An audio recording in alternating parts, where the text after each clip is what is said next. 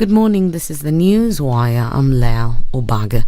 President William Ruto is today expected to sign 4 health bills in an effort to achieve a health plan for all, that is the universal health coverage, which will be officially launched at the Madaraka Day celebrations in Kericho County tomorrow. Health CS Susan Nakuru says the National Assembly has already passed the health bills, which include Primary Health Care Bill, Facility Improvement Bill, Digital Health Bill, and the Social Health Insurance Bill, which will replace NHIF and see Kenyans have 2.5% of their salaries deducted. Nakuru has also said that after the bills are approved, the provision of health services, especially in public hospitals, will improve. The Senate committee investigating Shakahola's murder has now been blamed for visiting preacher Ezekiel Odero's New Life International Church without following proper procedure. Speaking at the Senate, Kakamega Senator Boni Halwale claimed that the committee led by Tana River Senator Danson Mungatana funded themselves to visit the church, contrary to the procedure where Senate activities are funded by the House. Halwale has threatened to reveal how the visit was organized and procedurally. However, Mungatana has defended himself, saying that the visit was aimed at clearing rumors about the existence of a morgue and graveyard at the institution. Mr. Speaker, I want people to see, and senators, honorable senators, to see that there were serious allegations that graveyards existed in that New Life Center, that a mortuary existed in that New Life Center, that the ideology of starvation of people to death so that they can meet Christ existed in that New Life Center. Mr. Speaker, if the committee goes out of its way to just see this is where the graveyard is supposed to be, the facts are established that in fact this is a construction site. We go to the mortuary, the alleged mortuary, we are seeing this is in fact the center of distribution for energy. Mr. Speaker, we are taken to Senator Mungatana. Yes, Mr. Speaker. Do not discuss the contents. The grassroots UDA elections set for December have been faced by challenges after some members insisted that they should be done next year. UDA Secretary General Cleophas Malala, however, says that they've set up a meeting on the 2nd of next month to resolve all pressing matters. He has further termed tension witnessed in the coalition as a show of democracy, saying that it won't change the election date. But a party without conflicts is not a party. A political party with conflicts, this is a sign of a vibrant party. So we are up to the task. We have all the mechanisms to ensure that we have an amicable way to sort out upcoming resolutions, and we are going to have so many conflicts ahead of the election and even after elections. Malala says that they've noted with concern that the main group of individuals who want the elections postponed are UDA women leaders. That resolution made by the National Women Congress last week is an agenda that has been put for a meeting in the subsequent week. We have a meeting on 2nd of November, which will be chaired by the party leader, and I think that decision will be made then. Nairobi Governor Johnson Sakaja has ordered the immediate release of all items confiscated by security personnel who targeted street food vendors. Sakaja said that the events that transpired in the CBD were highly regrettable, vowing to take action on those found culpable. He also compensated the affected individuals who received 10,000 shillings each, adding that despite the fact that they may have been operating without the necessary documentation, they shouldn't have been evicted in the manner that they were. This event comes as Mwariro Market traders have also accused Nairobi County Kanjos of harassment and stealing from them. Mimi mwenyewe mmeninyang'anya pesa, nilikuwa nimeweka pesa kwa hizi. Wamenilarulia nguo wakininyang'anya. Hii simu yangu ni Mungu tu. Nilikuwa nimeiweka hapa. Vile niliona wanaleta fujo kushika wapi. Nikaweka hapa. Wakitaka kutoa simu, unaona hizi ni scratches, ni kucha hizi. Akanivuta hivi akitaka kunitoa simu. Mpaka huku kwa shingo wamenivuta wakininyang'anya. Askari kajo wanakuja wanaanza kudhulumu, wakitupiga, wakituambia tufunge magari tutoke kwa soko. Na sasa hii ni jioni na sisi tulilipa asubuhi. Hakuna gari hajalipa sisi. Lakini wanakuja wanasema tufunge gari, wakitudhulumu, kuturarulia maguo, na wengine wetu hata walikuwa wameshikwa. Tunauliza Kabuto tutaenda kufanya nini? Hii magari yetu imekaa huku siku 4, nyingine siku 3, viazi tunauza kungangana, haikuliwi. Biashara iko chini, maisha iko ngumu. That's the news wire. I'm Lea Ubaga.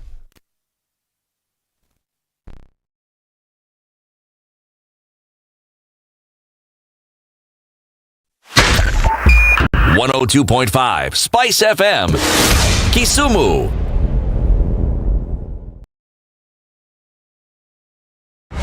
The following takes place from 6 a.m. to 10 a.m. every weekday on SpiceFM. Everybody, welcome to Kenya's biggest conversation. Heri Latifa, Muga, Madam Du, nimesalamia wote sana. Tumepokea salamu, asante sana. Hapa Garissa today the weather is very good, only that baridi inatupeleka mbio sana. Sasa baridi ni degree ngapi hapo? Hata sijui, lakini madam tunakauka sana. If you want to follow the money trail, you've got to think like a thief to be able to catch that thief. A slap from a friend is better than a kiss from an enemy. You remember the kiss of Judas Iscariot? Iscariot. Yes. Is the one that imetuweka kwa hii mashida yote na mataabu. Kwa sababu of that kiss. Yet the slap of Jesus Christ when he slapped those guys wenye walikuwa wanauza mboga ndani ya kanisa took them to heaven. The Situation Room, Kenya's biggest conversation. Mature, intelligent talk every morning. Spice up yourself.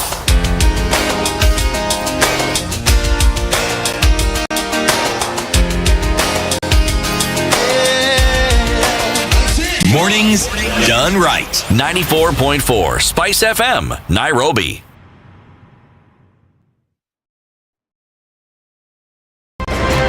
Congratulations.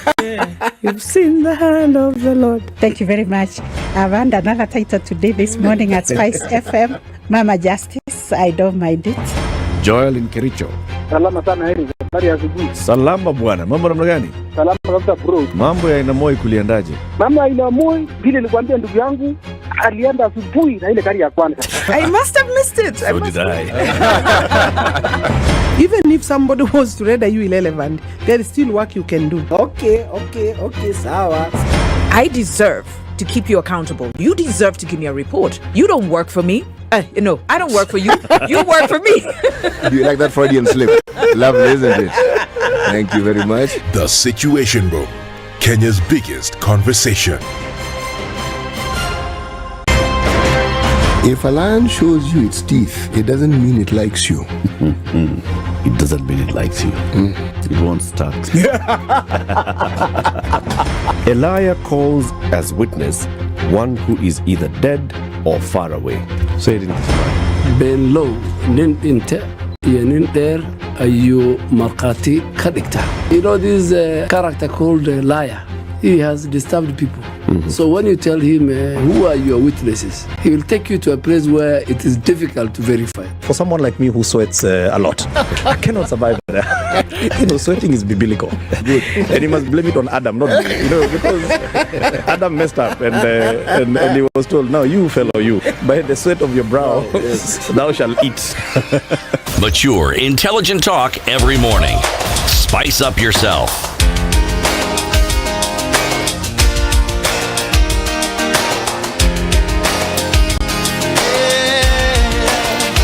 Mornings done right. 94.4 Spice FM, Nairobi.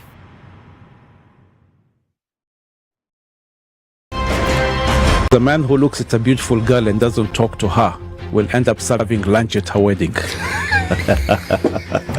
Aya, City, do like that. My father has killed a mouse. Will he fail to kill a man?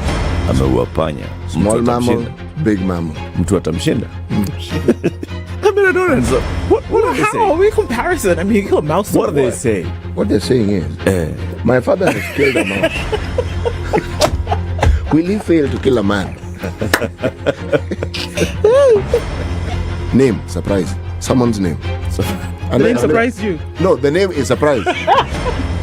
No, what am I saying? I'm from Nigeria, man. I met somebody called I Believe. So See? Your name is I Believe? Yes, my name is I Believe. But that's the short form. I said, excuse me? I said, yes, my name is I Believe. So what's the full name? I believe in the goodness of The Situation Room, Kenya's biggest conversation. Good morning and welcome to Thursday. Getting into the tail end of the week, the calm before the storm. Let's see what happens as we open up Thursday. Not much happening on these Nairobi streets, at least not for now. And we're looking at outbound traffic into other areas. North, south, east and west is also not posing an issue or problem right now. It looks good on the Thika Superhighway. Free, clear traffic all the way through and through into the CBD, and also coming off of Juja Road looks fine for now. We know that this is going to escalate into something different later, so we'll be here for it to find out what that would look like. Jogo Road is also pretty busy as you're getting into the CBD via the City Stadium roundabout and then out towards Landis. Let's keep an eye on things and see how Thursday opens up. Let's talk on SpiceFM KE on X. Keep things moving this morning.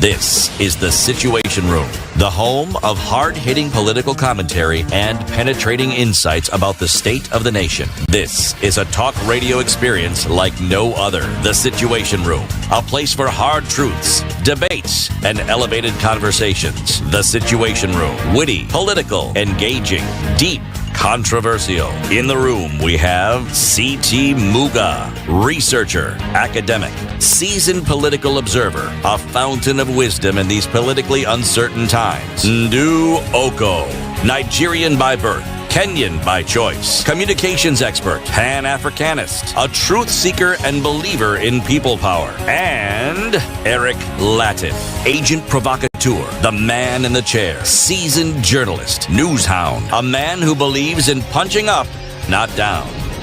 This is The Situation Room, the only way to start your day. After 6. Hello, how are you doing? Welcome to Thursday. It's the 19th day of October. It's Friday. It's a Friday day. Today is a Friday day. It's a long weekend day. Those are the ones that now, if Karongo Athanga's bill goes through, today would have been, huh? No, it doesn't work. No, because Friday is a holiday. It's okay. But Shouldn't have worked. If it was today, if 20th was today, then tomorrow would also have been a public holiday. Hey, Panama, yeah? Panama. I think we all need to vote for that bill. They should make it a referendum question. Yes, public participation. Yes. Between an extra public holiday and an extra office of a prime cabinet secretary, which would you prefer? that one. If it's a football game, 10-0. Straight up. There's no other kuna debate at where perhaps maybe should we think about it in case? Yes, you cliffhanger, nothing. Gone. Did it rain yesterday, Ndu? It did a sprinkle. Ish kidogo. It ished. Yes. Okay. During the day or at night? Uko jioni. Majioni. What do you call this season where the sun rises at 4 a.m. and sets at 5 p.m.? Because that's where we are. The sunlight out there is like 8 a.m. right now. It's not daylight saving. It's daylight. Yeah. It's daylight saving. Yeah. Us guys don't save no daylight. Saving no daylight. Do. Engineer Okoh did not waste his money. Yeah. It was well spent. Do even understand something called equinox. Yes. Wow, in fact, daylight saving ends, I think, is not today. It is actually today. By the way, that's not a question you should ask us. So now that means, Hiyo ni ya wale wa huko. No, that's what I'm saying. The so other the hemisphere. people on the other side, on the other hemisphere, now they go back to 2 hours ahead of us. For the summer months, it was an hour ahead of us on this side. So now they're going towards 2 hours. So why do they do that? Why do they do that? They just say, let's go down to the other side. Take me through this whole thinking. I've never really understood it. I don't fully understand it myself. I must be honest. I just know that there's shifts. During those summer days when they bring the clock an hour behind, the daylight stays longer. The day, yes. So the hours are longer. So that's why you'll see the summer. The hours are longer. Sorry, sunlight. The sunlight hours are longer. Okay. And that's where you'll see then you have the sun is up 9 p.m., 8 p.m., 9 p.m., right?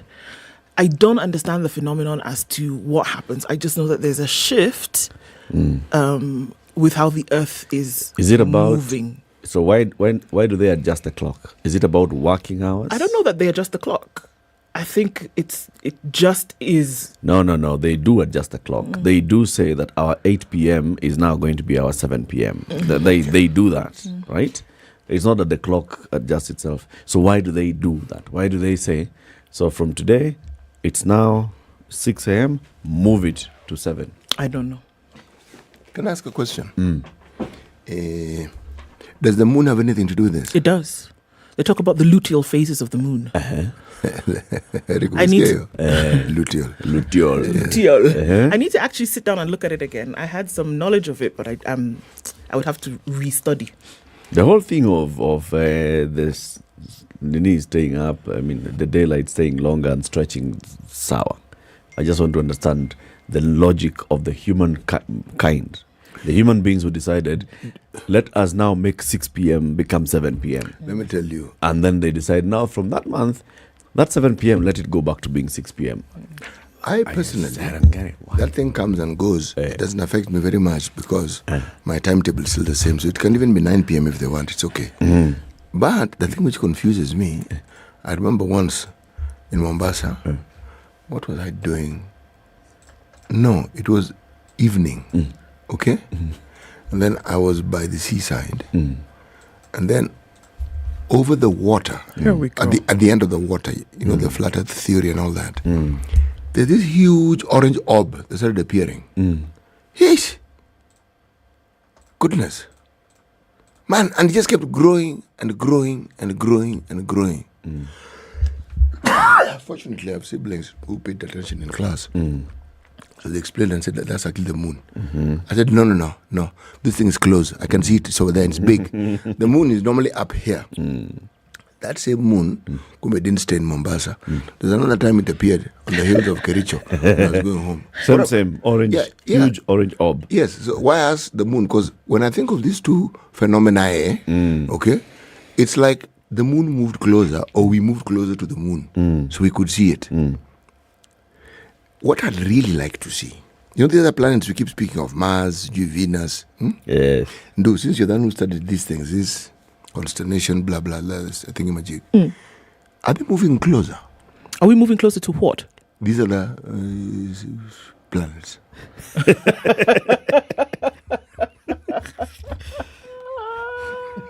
Closer to the other planets. That means closer to the sun, Yeah, or farther from the sun. Which of those two are you asking? I've been told we're moving closer to the sun. That one I've got. Okay? And that's how they explain these heat things. So we are closer to the sun now. Yeah, so I'm asking, if we're closer to the sun, all right, so that's we're moving. So are we closer to the other planet? So is it that we get closer to the sun for some period of time in a year, and then we move further away, or are you saying that over time Earth has come closer to the sun? You see, from what I've read, you know, this one I don't have a personal opinion. I can only speak of the things I've read. Now, if I didn't read the right thing, then I need to be corrected and directed towards the right thing which I should read. Yes, but it appears that we are the ones who move. If we go by what we've been told, that the Earth sort of like rotates. The Earth rotates. So that rotation, it looks like we seem to be gravitating towards the sun. Not very quickly, but we are gravitating. For some months in a year. Yes. Okay. So when we gravitate towards the sun, are all of us experiencing the same warmth?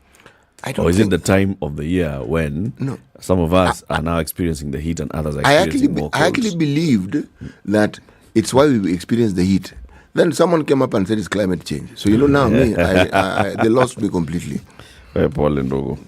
Pole sana ndogo. Pole sana. Let me tell you what we'll be discussing today. Sandio? We'll be hosting two people at 7 a.m. Maureen Otieno is the Gender Justice and Women's Rights Strategist at Oxfam, Kenya. Oganga Kanu. Oganga is Program Specialist, Gender Statistics Advisor. Okay? And the topic for today will be Time Use Survey Report by the Kenya National Bureau of Statistics, UN Women, and Oxford, Kenya.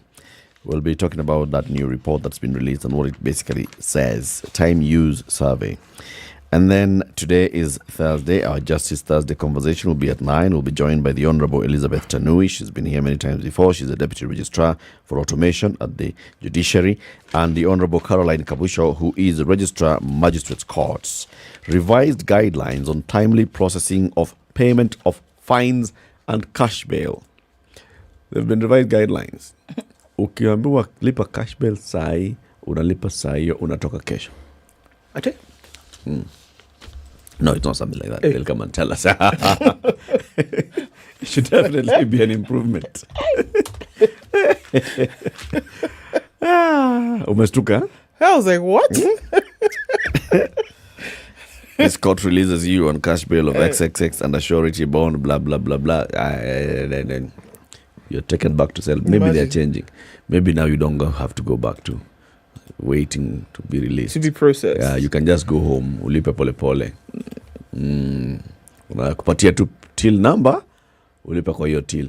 21 minutes after 6, we see people are online and they're saying hello, hello. Rutherford Maganga says good morning and says, you know, like, let me see. He says very many things, Rutherford. I'll read that message.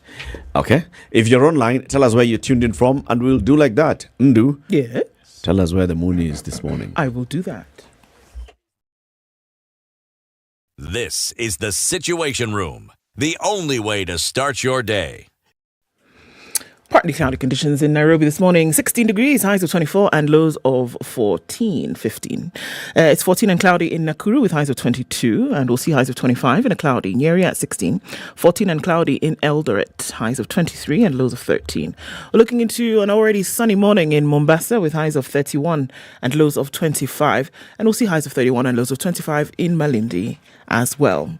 It's 20 and cloudy in Kisumu with highs of 28 and we'll see highs of 27 in a partly cloudy Kakamega at 17. 19 and cloudy conditions in Kampala with highs of 26 and lows of 18. And looking into a sunny Dar es Salaam at 25, highs of 31 and lows of 24. It's cloudy at 13 in Johannesburg with highs of 25 and partly cloudy at 26 in Lagos with highs of 31 and lows of 26. It's mostly cloudy at 24 in Kinshasa with highs of 32 and looking into a mostly cloudy Beijing Thursday afternoon. We'll see highs of 21 and lows of 7. It's mostly cloudy in Paris this morning. Chance of thunderstorms with highs of 20 and lows of 14. And cloudy in London at 15 with highs of 18 and lows of 14. Wednesday night is clear in New York at 14. Highs of 19 and lows of 10 to Wednesday.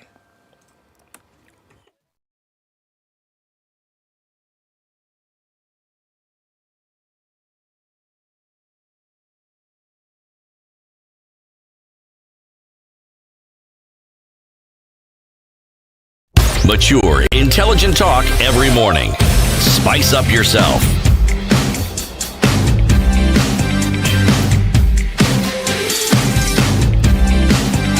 Mornings done right. 94.4 Spice FM. Don Sabwa says to effectively fund infrastructure capital projects, China is the best funder. So he decided he's endorsing China this morning. Okay. Don, good morning to you. Agri Momanyi has woke up inspired and says, when you have mastered the virtue of contentment, people start thinking you have everything. Contentment doesn't cancel desire, it cancels desperation. Where? That's very good. I'm telling you, it's not a small wahala. Very, very good. I like it. It's wisdom. Indeed. Jimmy Wekesa says good morning. And the 2000 says good morning, fellow Kenyans. All of you fellow Kenyans. Yesterday, Nairobi City County officers alienda road trip. That's right. It was quite something to see. Never Did you see ever. that clip? No, I didn't. Never ever will you enter somebody's car uninvited, thinking that you bring thorax. Wait. They'll take you far away, my friend. Why do I get the impression this thing is fun? It's very nice to watch. Oga thought he was the guy with the chest. Enter somebody's car. Madam said, what? My car. Me. You. She locked. She locked the door. Oh yeah, let's go. Shebi, you want to enter my car? Okay. Let's go. Vroom. My dear. She was saying tutaenda road trip. Road trip. Road trip. Oh, kind of road trip. Tutaenda Ngong.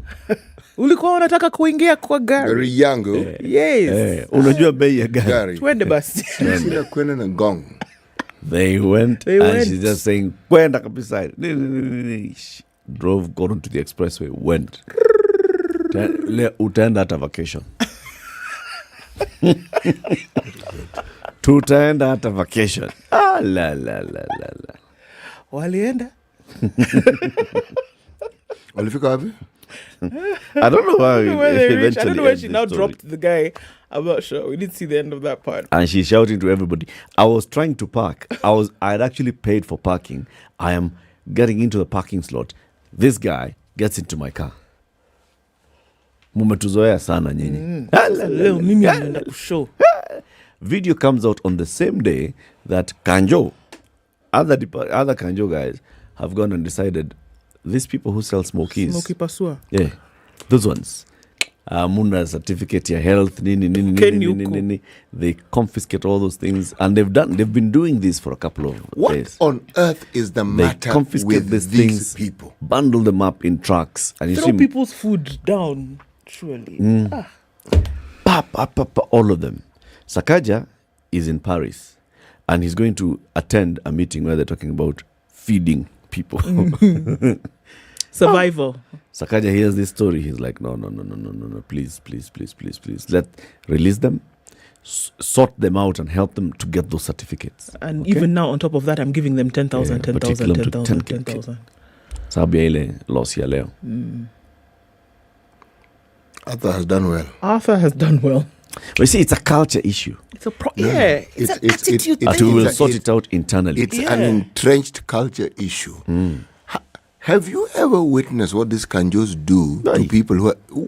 Kanjos it is one of the most horrific things behavior. You can see. Terrible behavior. That's why this woman told this guy, let's go, baby. Shebi wanted to go on inside car. Baby, let's go. Let's go. It's bad behavior. Let me tell you, you make the mistake of simply stopping on the side of the road, some within this. A guy arrives, you know these dilapidated Land Rovers that appear like they can't move. Kidogo is in front of you. Yes. Yes. Meanwhile, you're in the air. Yes. You're being told. No one has actually figured out what it is, what that was happening. You're being told. And then something like around 6 goons have jumped out of that thing. Yeah. It's a terrible thing, I'm telling you. Kwanza now, this one, the way they harass the hawkers. Yeah. It is. There is nothing in this country that is as inhumane as that one. And when she say wametuzoea, they're used to it. Metuzoea sana. Those vegetables, they kick those things, they bundle them. And you're thinking, where did this person grow up? Did someone drop him on his head? It's most likely. I mean, what is it? This person, in an ordinary day, consumes smoky pasua. They do. The one who is bundling you into the Land Rover, yeah. And then tomorrow he comes and he does all those things. Takes your things, wears, strewn them on the road. For why? Kora mingi sana. Sana. Like Sakaja was here at that time when he was talking about there's like a culture that is so deeply entrenched in City County. You see, the speakers, though one cannot get rid of that culture, and actually you can. The will to get rid of it is the one which has never been there. Indeed. Very true. Yep. Hey, let me just say greetings to everybody very, very quickly. George Gashoire, Masharia Jeru, Lillian Bogonko, we see you. Dennis Ogutu, Abuto Kamlas. I can't read all your comments, but Jane Cairo is here. Amayo Keo, Robert Mbogo, James Sekento, Duncan Bonari. Want to make sure we get to everybody. Joe Mongai, Anthony Onyango, Emmanuel, good morning. Monis, we see you. Jackson Mudhuri, Teresia Maveka Justice, good morning. Chris Adede, Moses Nyambura, Wairimos, good morning, sister. Patrick Korea, Jackson Modori, good morning to you. People now explaining to you about daylight saving. You do the thing and put it together tomorrow. Sawa. So they're saving the daylight. Indeed, we are. Sawa. Even now, I'm saving the daylight. Yeah. Bataba and Linda Agola, good morning, everybody, and Karibu Sana. Yes, indeed. Oh, I said I'll say what Rutherford Maganga was saying. He says good morning. Oh, okay. Sawa. City? Yes, please. Rwanda, right? Okay. Yes.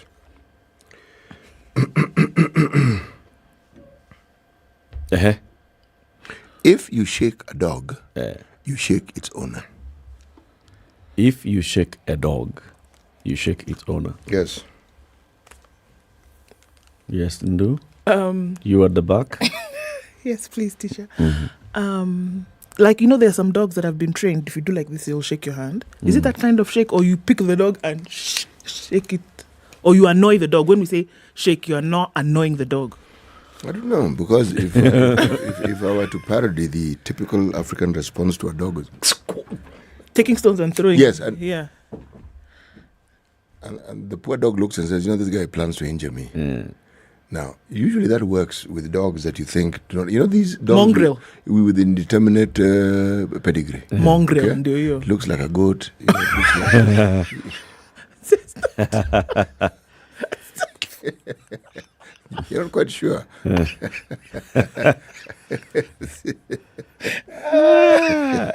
like what? Yeah, there's some dogs, you're not quite sure. From afar, you think it's a goat, then another thing is actually a dog.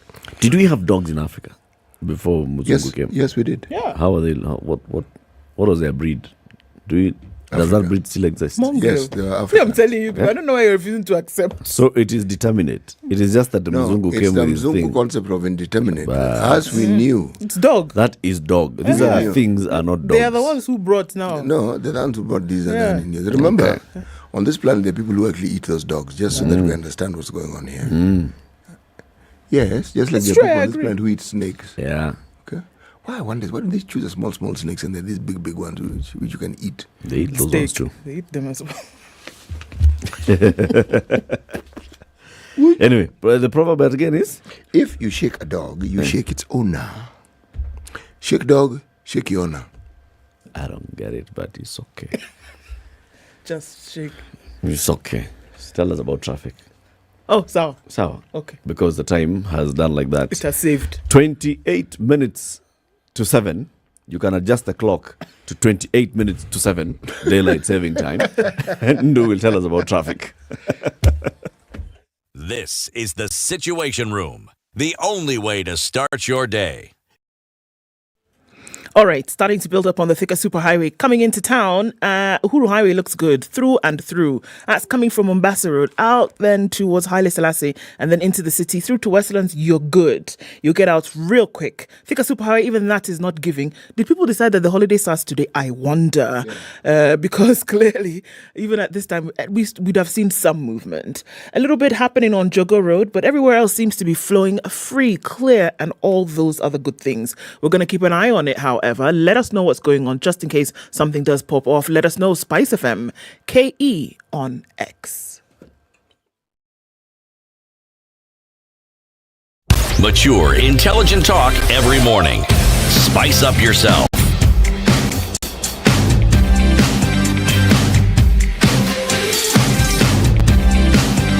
Mornings done right. 94.4 Spice FM. On the front page of The Standard, it seems to appear that there's a deep split in Ruto's party. Did you know? The ruling UDA party leadership is tussling over the date of elections planned for December 9th, which undercurrents of supremacy battles pitting two sets of the president's allies, one wing agitated for postponement of the polls to a later date. Okay. A party without conflict is not a party, according to UDA Secretary General Cleophas Malala. He says this is a sign of a vibrant party. You understand? We will have many other conflicts ahead and after the elections. We have proper mechanisms to keep our membership together. So you think it's normal. It's like they say, two lovers who don't fight are not really lovers. So just take us like that. What's the color of love? It's a story that's come out of courts, and a man fights to take back his name. So I wonder, who married who? We'll look at that. Senators funding mystery in visit to Ezekiel's church. You want to investigate me, and it seems to be an issue. Let me invite you to my house. Now, there's a problem there, because if he paid for you to come and visit him, could he then have paid to influence the manner in which you investigate this case? Or the results that you will give. Speculation is rife. In fact, that is what Danson Mungatana said yesterday. Can you wait for us to finish? Report. We are finishing by the end of this week. Just wait. Why are you jumping the gun? Big changes to expect as universal health law is signed. Universal health coverage will be launched officially in a couple of days. Tomorrow. In Kericho. In Kericho County. And so the health law also is a simultaneous action. And so we will see what big changes happen. President of the United States arrived in Israel yesterday, and he had some interesting things to say.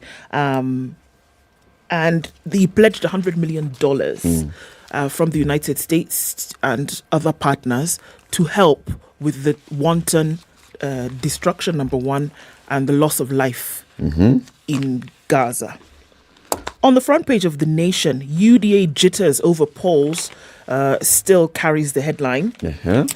Simmering tension over Raila's support for Kalonzo 2017. Why are we tensioning? Just relax, everybody. Meet the AAU's Best Teacher Award winner, Miss Rosemary Onyancha. She's top in Africa, and she's been doing some fantastic things and has been recognized worldwide. It's a witch hunt, cries Mavoko MP after a date with DCI. They're looking for me. And he has basically sent a message, go and tell my enemies that you did not find me. On the back page, Ruto courts China with Ruto courts China with I on new infrastructure deals. We can't do many things. Just give us your money. We'll do the rest. Voila. The Business Daily. NCBA, ABSA topple KCB in bank's valuation race at the Nairobi Securities Exchange. NCBA and ABSA Bank Kenya have overtaken KCB in market valuation at NSE on the back of the latter's share price fall to an 11.5-year low. KCB's share price declined to 20 bob as of close of trading yesterday, putting its market capitalization at 64 billion, making it the fifth most valuable bank at the NSE behind Equity, Cooperative Bank, NCBA, and ABSA. KCB is Kenya's largest lender by assets. Was until 3 weeks ago the second most valuable listed bank. So until 3 weeks ago, it was the second most valuable listed bank, and now it has become the fifth. But which bank is that? KCB Group. In the year to date, the lender's share price has fallen 48%, making it the third worst performing stock behind TransCentury and Unga Group. The negative investor sentiment on the KCB stock, according to analysts, has been mainly driven by the bank's half-year financials, which showed a surge in provisions for loan defaults and lower earnings. It reported a 20% net profit drop in the 6 months to June, while provisions for non-performing loans jumped 2.4 times to 10 billion. This rise in provisions caused a 60% jump in operating expenses at all that. So it has basically dropped in, the share price has dropped. You know what? This is a time when people are going to buy the share. You can fill in you can remove the word people and put in names if you want. Sawa.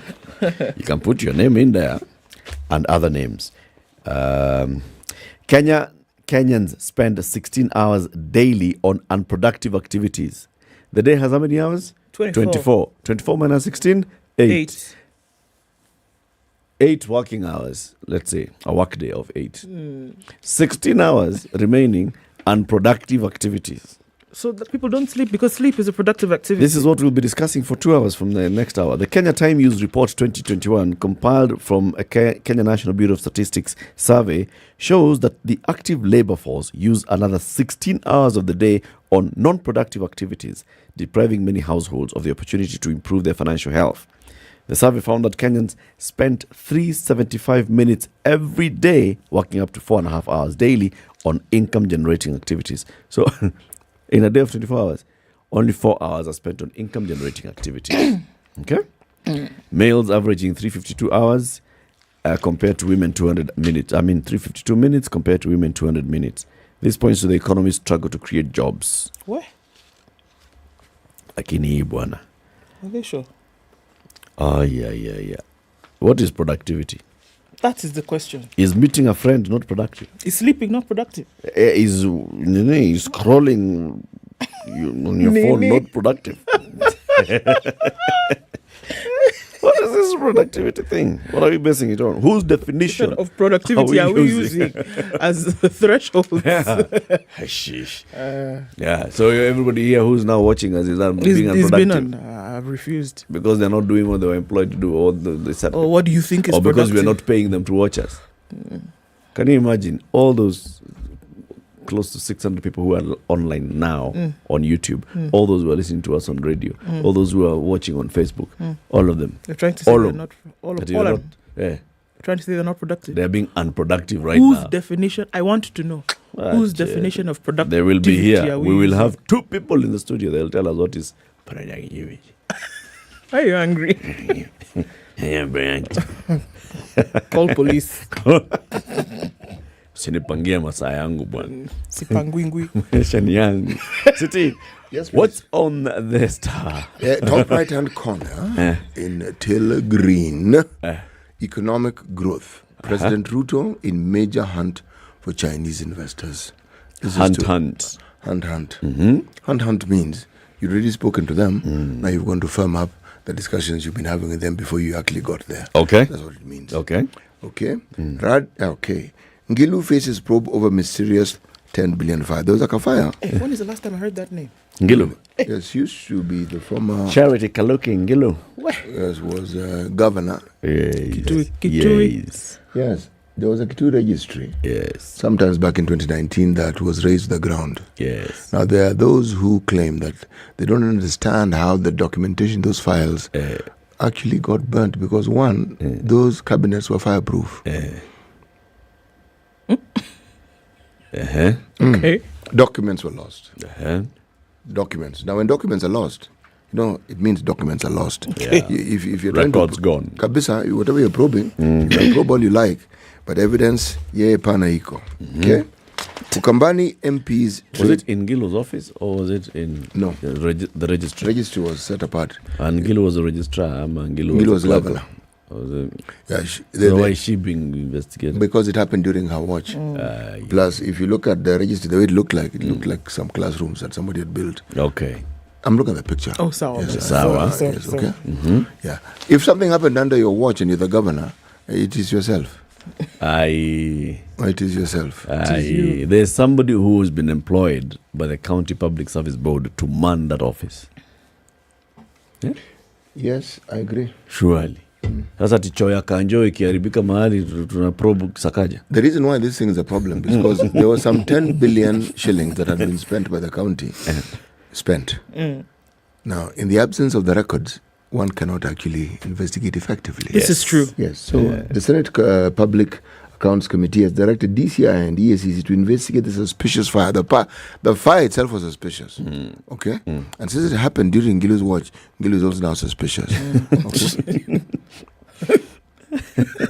This wasn't... And her watch is suspicious. Her watch is completely suspicious. Under the watch, over the watch. Suspicions galore. Ukambani MPs trade barbs over Portland mess. The story is an interesting one. There are those who say this Kalonzo should be blamed. He benefited from the sales of these things. Yes, two groups. There's another camp there. And they're also saying that Kalonzo owns huge tracts of land in that same area. In that region. Yeah, that region. Okay. There are those who are saying, Nani, don't stop saying these things which you don't. Okay.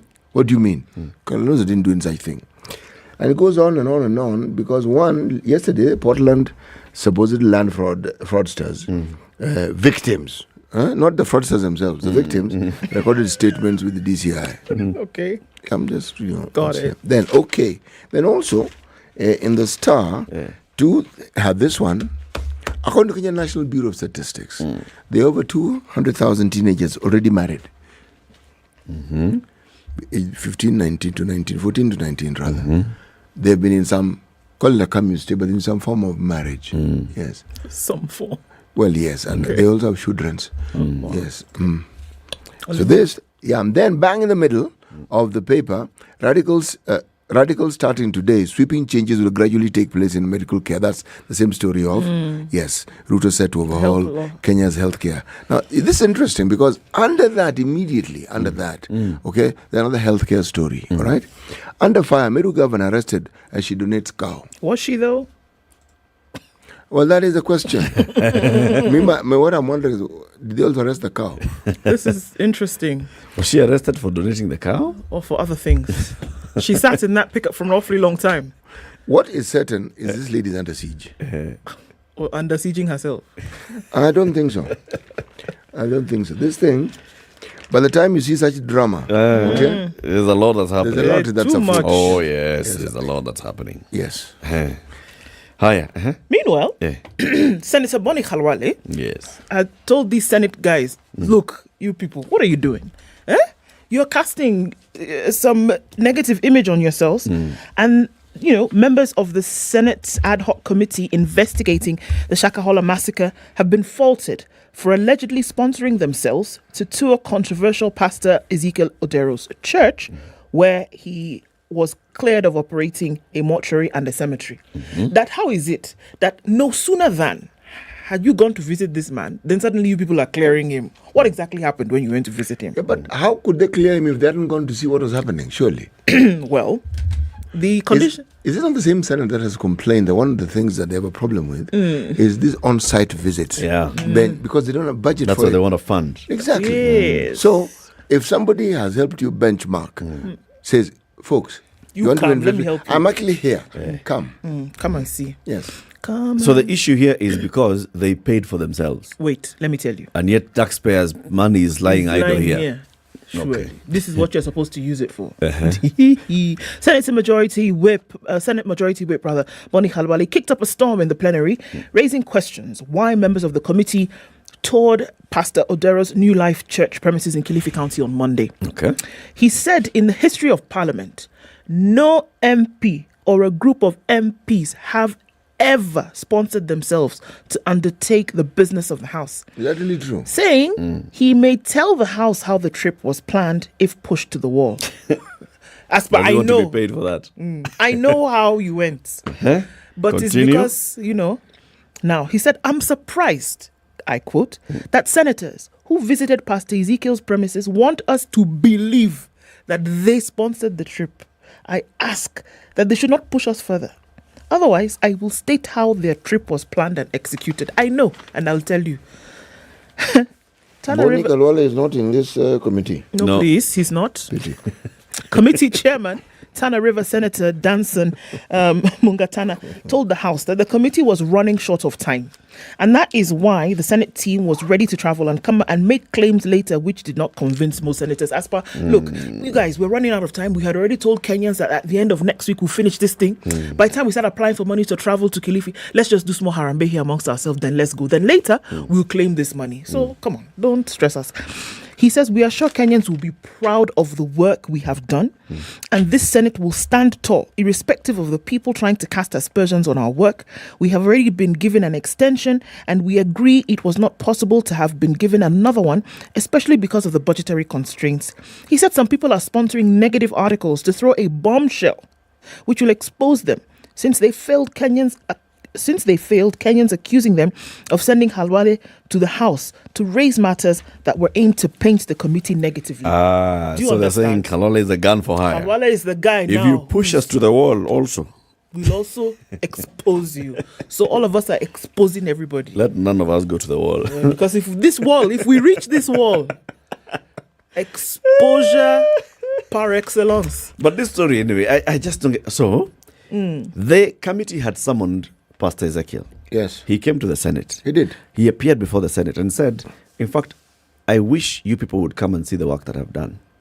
I wish. And even if you ask me to pay, I can actually sponsor the trip so that you can come and see the work that I've done.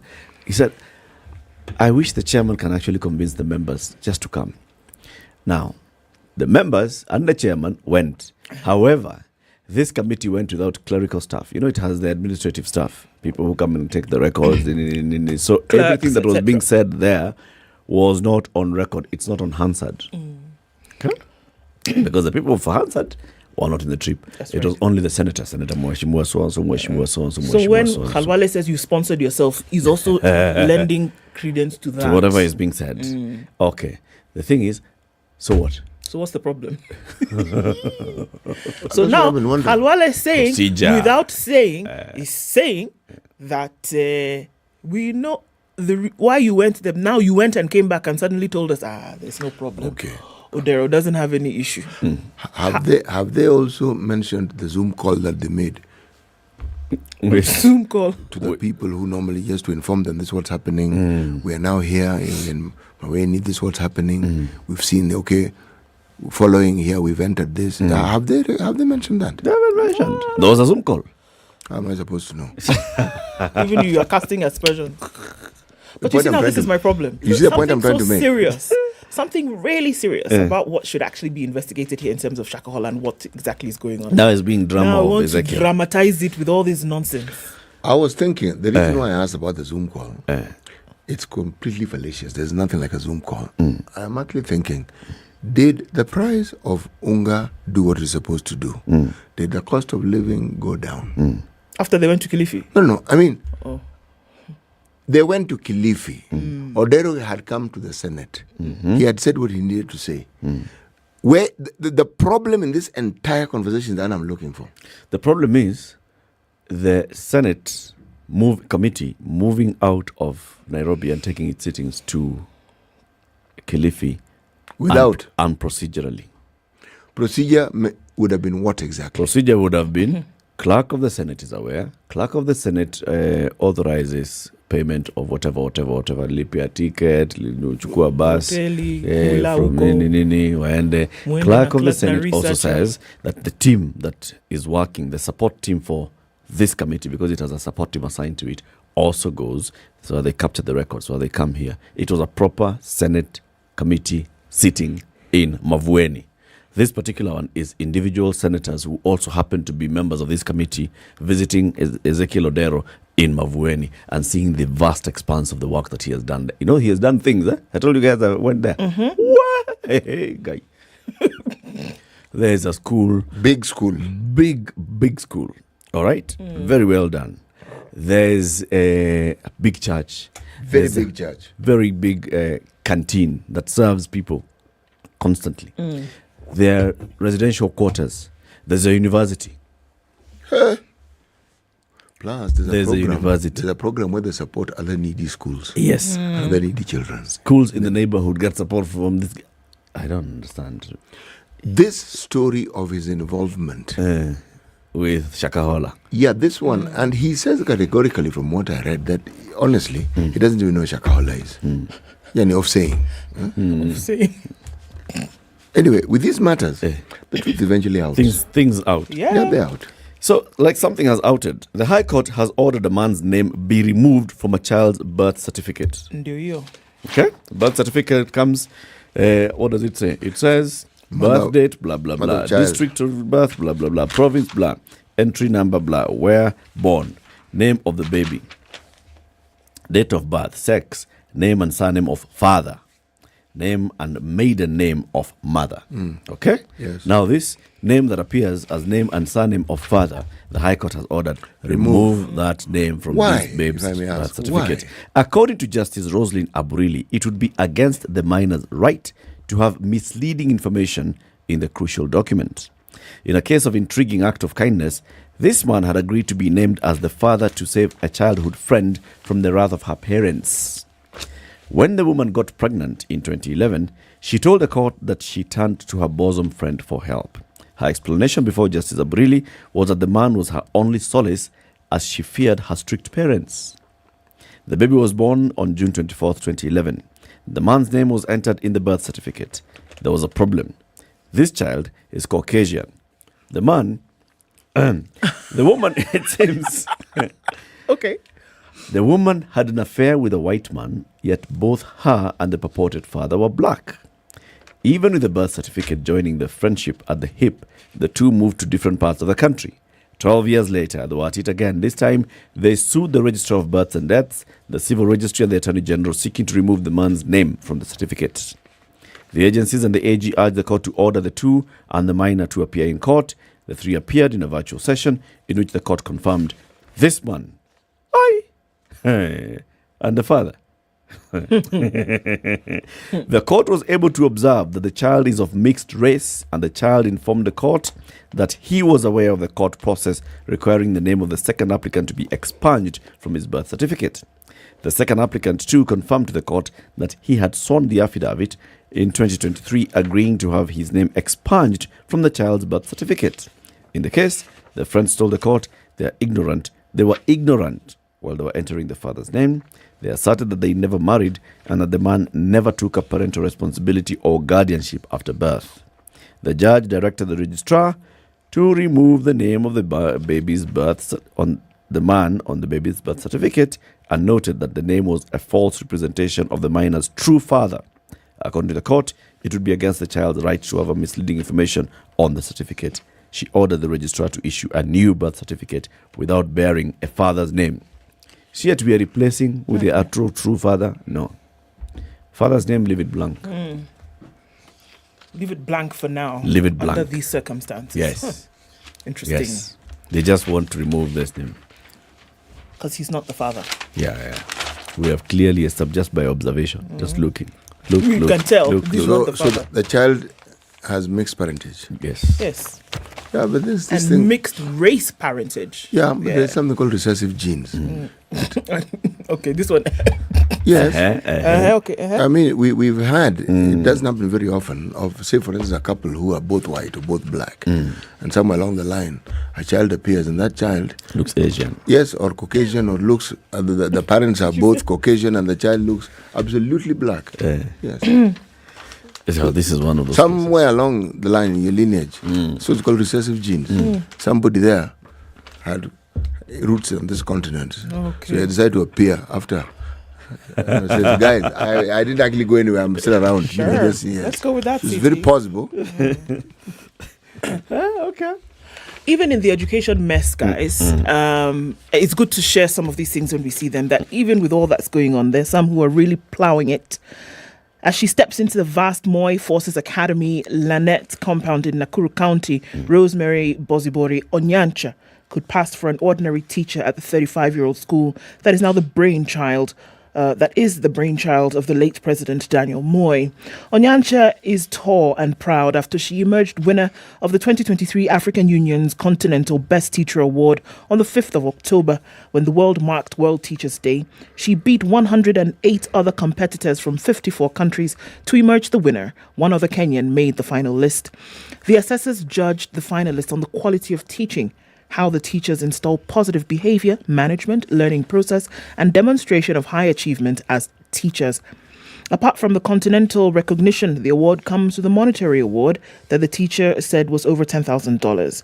The award-winning teacher is out to demystify the use of technology and inspire girls to pursue science, engineering, technology, and mathematics, now popularly known as STEM. She says, they say, she's a beacon of hope to over 1,600 girls at the Moi Forces Academy. The top-performing national school has more than 60 teachers. She says she didn't see it coming. Africa is a huge continent with many gifted teachers, and this spurs her on to keep wanting to do a This is good MFA job. of where? MFA, Lanette, Nairobi? Lanette, Where? Nakuru. Teachers in Nakuru County. Even the other one who won the global one is Nakuru. Yes. He was teacher Dachi, yes, that one. Yeah, that one. All these guys who grew up in Nakuru were teachers. Yes. These people. Yes. Well, if they're not in Nakuru, then they're in Nyeri County. Those are the ones that win awards. Teachers in Nakuru, Nyeri. Okay. Well, what city? For 16 years, there's a guy called David Onyango Nyawade who posed as a medical practitioner with an ornate online presence showing the prestigious schools that he attended and the work he did as a doctor. There's a problem. On Tuesday, the Kenya Medical Practitioners and Dentists Council published his photo in a public notice in the dailies, confirming that he had been struck off the register and banned from practicing medicine in Kenya ever. What I did, so on October 17th, his status was on the medical register was active. A day after he was struck off the register, his name was officially removed from the website. His qualification when he first registered with the council showed that he attended Makerere University for his undergrad studies, later studied at Stanford University in 2020, specializing in vascular surgery. According to Yale Medicine, vascular surgery is a medical specialty in which a surgeon can treat a wide range of heart and blood flow problems. The CEO of KMPDC, Dr. David Kariuki, has confirmed to Nation that the council has been investigating Nyawade's case for several months and they have decided to delist him. It's part of our normal work. So this man, basically, the regulator of the healthcare profession, is saying this man is not qualified to practice medicine in Kenya after him having practiced medicine in Kenya for 16 years. So 16. he's not qualified. That's what they say. Are they saying he did not study medicine? What are they saying? We will check later. Let's first hear the news. 7 a.m. Spice up your life.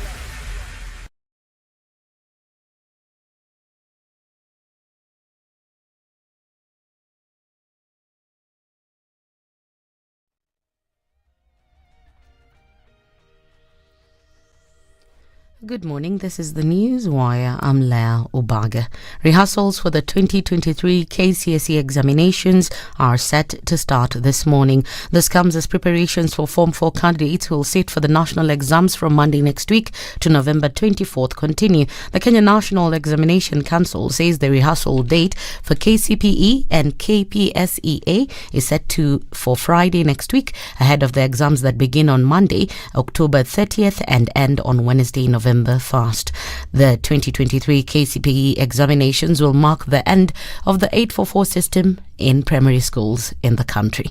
Education stakeholders now want the government to allocate 30% instead of the 20% of the total annual budget to fund learning. The stakeholders are the University Academic Staff Union, the Kenya National Union of Teachers, and the Kenya Union of Post-Primary Education Teachers. The unions also decried delays in disbursement of funding to institutions of learning. They said the delays have led to low participation rates, students' inability to pay for personal expenses, delays in registering for courses, and students' inability to attend classes on time. Why couldn't we wait until all the procedures involved in the present model are undertaken before we leave students to go to the what? To the universities. Whose food are they eating? Those ones where are they sleeping? Because some universities you can't get in before you pay everything. And don't make a mistake of paying my members late because the government has not funded you. That one Wasonga will not accept. The way you accepted to accept those students without money, you knew where you are going to get our salary. But if you don't have our salary, send them home. Delays in funding disbursement have led to low participation rates, students' inability to pay for personal expenses, delays in registering for courses, and students' inability to attend classes on time. President William Ruto is today expected to sign 4 health bills in an effort to achieve a health plan for all, that is the universal health coverage, which will be officially launched at the Madaraka Day celebrations in Kericho County tomorrow. Health Seer Susan Nakuru says the National Assembly has already passed the health bills, which include Primary Health Care Bill, Facility Improvement Bill, Digital Health Bill, and Social Health Insurance Bill, which will replace NHIF. Nakuru has also said that after the bills are approved, the provision of health services, especially in public hospitals, will improve. Kisumu Governor Nyoroge has promised to ensure that the basic interests of ordinary citizens in his county are prioritized. Nyoroge, who spoke at the event where 18 acres of public land seized in Kibuye Market was returned to traders by EACC, also said that he'll work with the Commission to end corruption cases.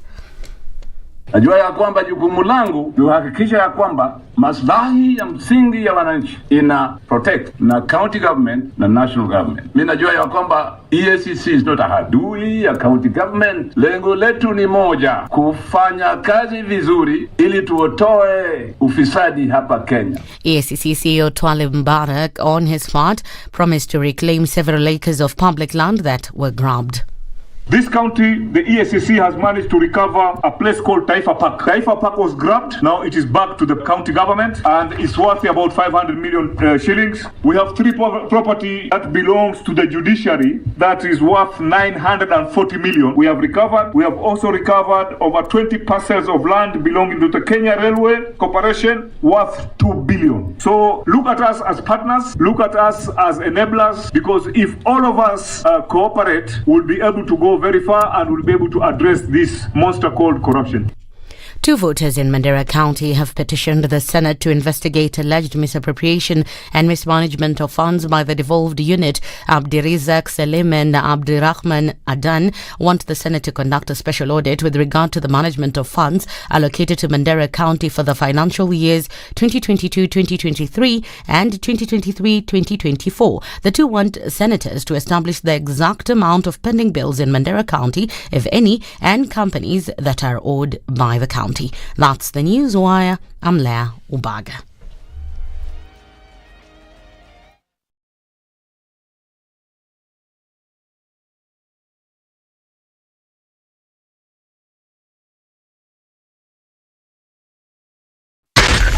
SpiceFM, Nakuru. All right, let's see if any different now. Uhuru Highway still looking pretty good. I think we have a lot more movement in the city now.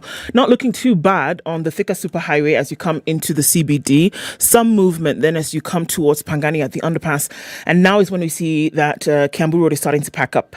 Also looking at James Gishoro, that's busy as you touch on Waiyaki Way. Gong Road, a little bit here and there, but it does seem as though Friday is today and today is Friday. Jogoo Road also moving towards the city. And we'll also see some movement coming in Kangunda Road, Manyanja Road, and then touching on Juja Road. We'll keep an eye on things, see how Thursday morning pans out. We'll talk on SpiceFM KE on X.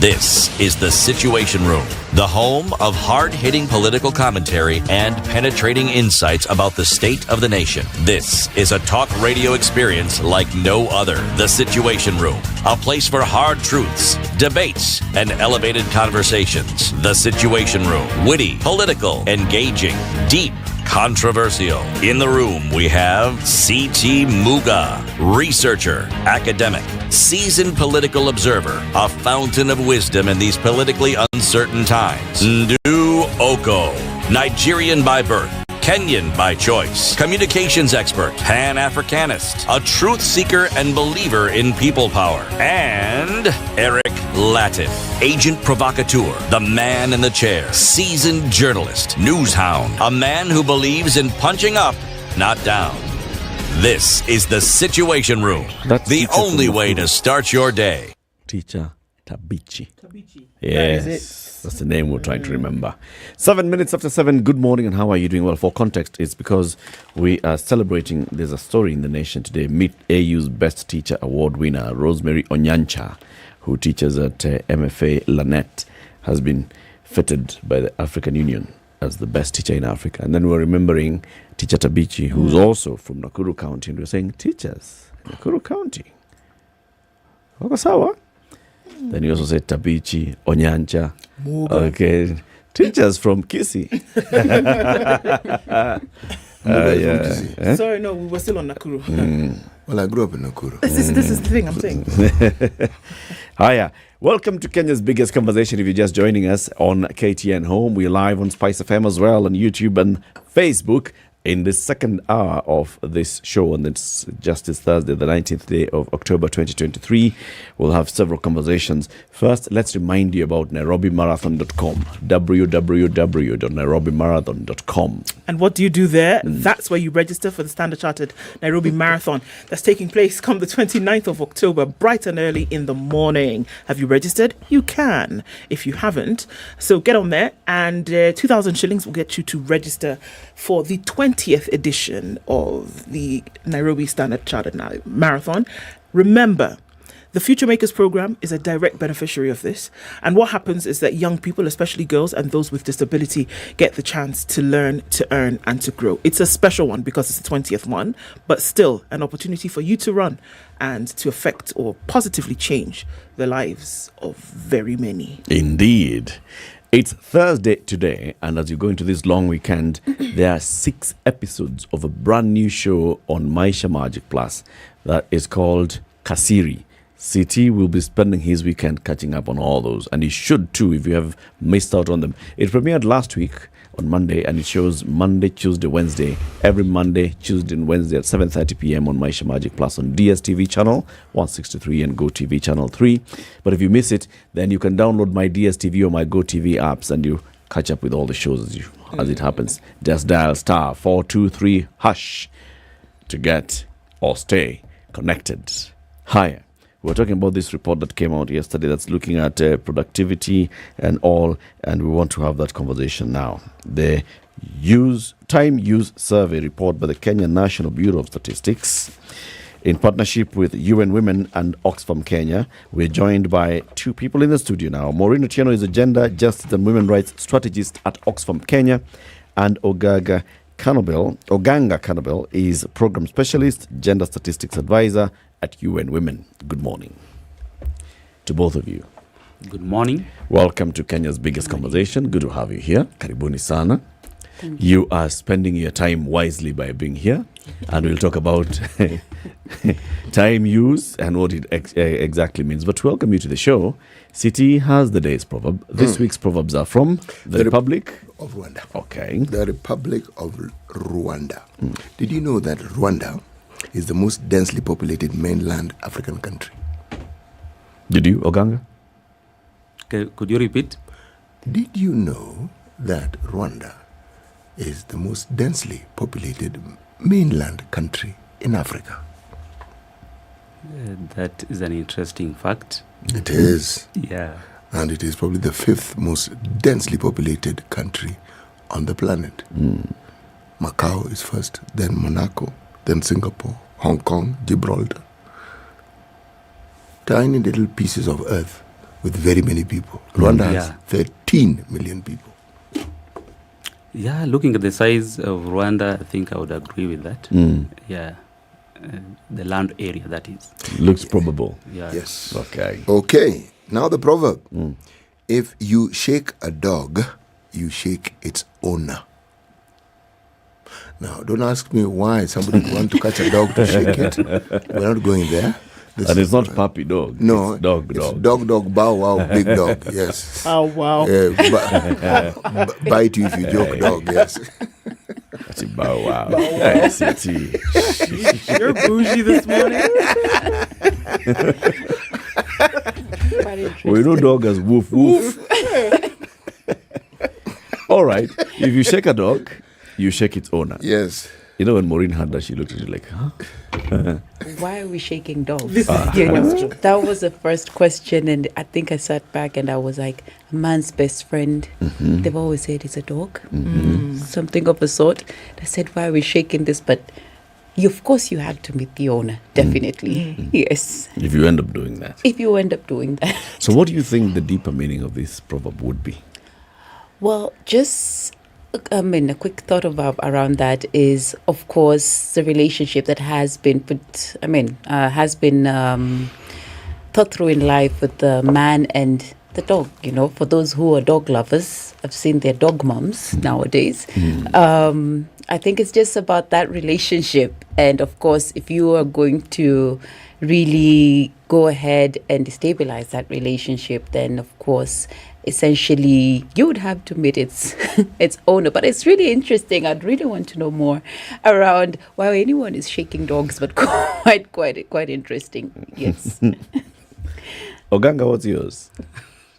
I'm curious really to get to the deeper meaning of this saying, because, of course, just like also my colleague has mentioned, in most cases, you'll find that the kind of relationship between a dog and its owner, the moment you get to attack the dog, or lay your hands on the dog, definitely the next minute the owner will be concerned. Because again, the dog, beyond being, man's best friend, there's also the security that it provides to the owner. So that would be also like a matter of fact that you'll be infringing into the space of the owner of the dog. Yeah. See, the beauty of an interpretation is that it's actually your interpretation, so you can't possibly be wrong. Interesting. Yes. Sure. Yes. Even if you'd said the dog was howling at the moon. And, oh, wow. Bow wow. The dog was bow wowing at the moon. It has an owner. Even if it was a wild dog. It doesn't matter. It has an owner. It doesn't own. Yes. Even if it's a spindly looking dog that sometimes imitates a goat, it still has an owner. But But believe me, No, there are not. There are some mongrels that are very difficult to define from a distance. You're not really sure what you're seeing. See, these individuals who are laughing know what I'm saying. You are thinking of these dogs that are looked after by Kenya Society for Prevention of Cruelty to Animals. Sort of like dogs which even have a name, have a list of grandfather, grandmother, that sort of thing. No, I'm talking about dog.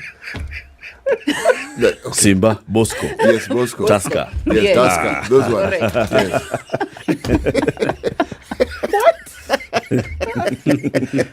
Tusker. Yes, that's the name. I love it. Or would you prefer Pilsner? What was that comic that had a guy had a dog called Tusker? What was it? I'll remember it.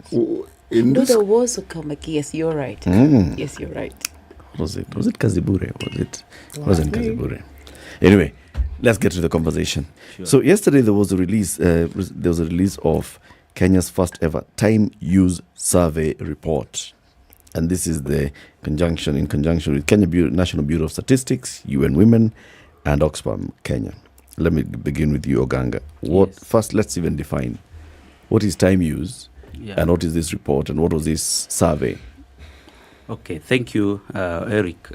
Time use surveys normally provide comprehensive and detailed information on how individuals spend their time, and in most cases, either on a daily basis or on a weekly basis.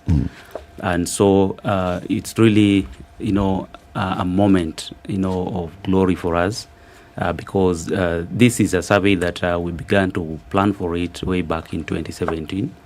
And again, noting that it's really a new kind of concept within the country. It really took us time, even for the National Statistics Office, to really get to appreciate, and even for the various stakeholders at the national level, to really get to appreciate and see the need for us to be able to implement this survey. So the Kenya Time Use Survey, finally with support from various stakeholders, that is the World Bank, the UN Women, and also, of course, the government, was implemented. And one of the objectives of undertaking this survey, one was for us to be able to really understand what are the gender differences, especially in terms of time use patterns on unpaid domestic and care work. The other thing, again, was that this survey, again, looking at what has been done in other jurisdictions, was basically also to enable us to inform policies, and various programs that are meant to accelerate, gender equality and women empowerment. Then the last one is also the fact that when you look at the conventional system of national accounts, which is used to compile the national accounts income, you'll find that this is an area that is normally not measured. And so with this data, we shall be able now to incorporate within the national accounting system the measurement of the unpaid household services, so that then we are able to say what is the contribution, of what women do in terms of the unpaid care and domestic work to the national GDP. Okay. Yes. I'm looking at the presentation that came out of this, and classification of time use activities undertaken by the general population during 24 hours of a day is based on 3-level hierarchy. Okay? Yes. And I see the hierarchies are: number 1, the system of national accounts, productive activities, major division 1 and 2. 1 is employment and related activities. Division 2 is production of goods for own final use. And then there is non-system of national accounts, productive activities, Division 3, 4, and 5. 3 is unpaid domestic services for household and family members, unpaid caregiving services for household and family members, and unpaid volunteer and trainee work. So this is some of the people are doing unpaid, and they're giving care or such to members of the family. Then the other category is learning activities, and then we have other non-productive activities. Non-productive activities are like social, communication, participation, religion, culture, leisure, mass media and sports activities, self-care and maintenance. All these are being called non-productive activities. Explain why we have productive category 1 and 2, and then we have non-productive. Okay, thank you. So when you look at the conventional system of national accounts, in most cases, this is a framework that is used to compile the national accounts income, where you're able to look at the activities that are normally, in the market economy, that are transactional in nature. But then when you come to activities, and in this case, I call them the unpaid household services. So these are activities that, within the framework, we have two levels of how to define the various activities. So one, we have the activities that fall within the production boundary, where we are able to quantify the value and measure in terms of, what is the economic value.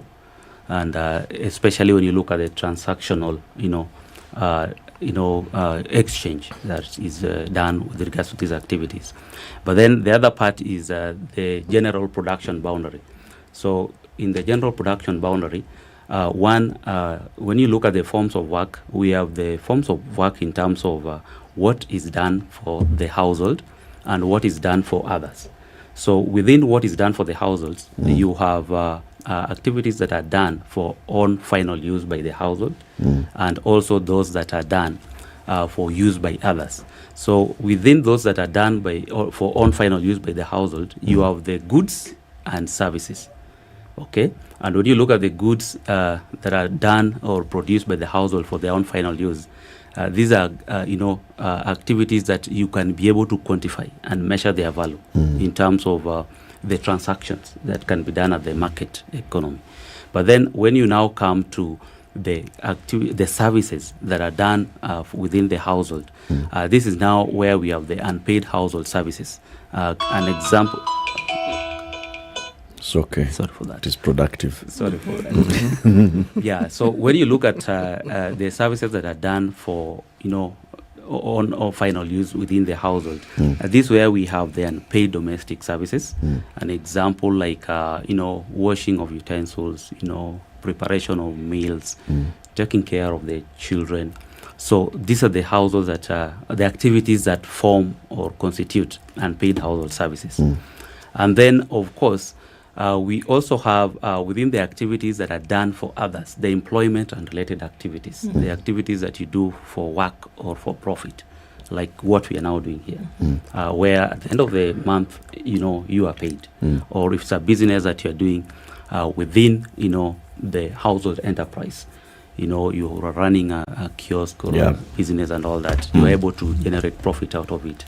Then, of course, you also have the volunteer work. So the volunteer work, you have the services that, you either do them to produce goods. And if you're able to produce goods, then that means that this is a quantifiable, kind of activity that forms part of the productive activities within the system of national accounts. Okay. And then, of course, lastly, we have the volunteer services, which are done for other households and family.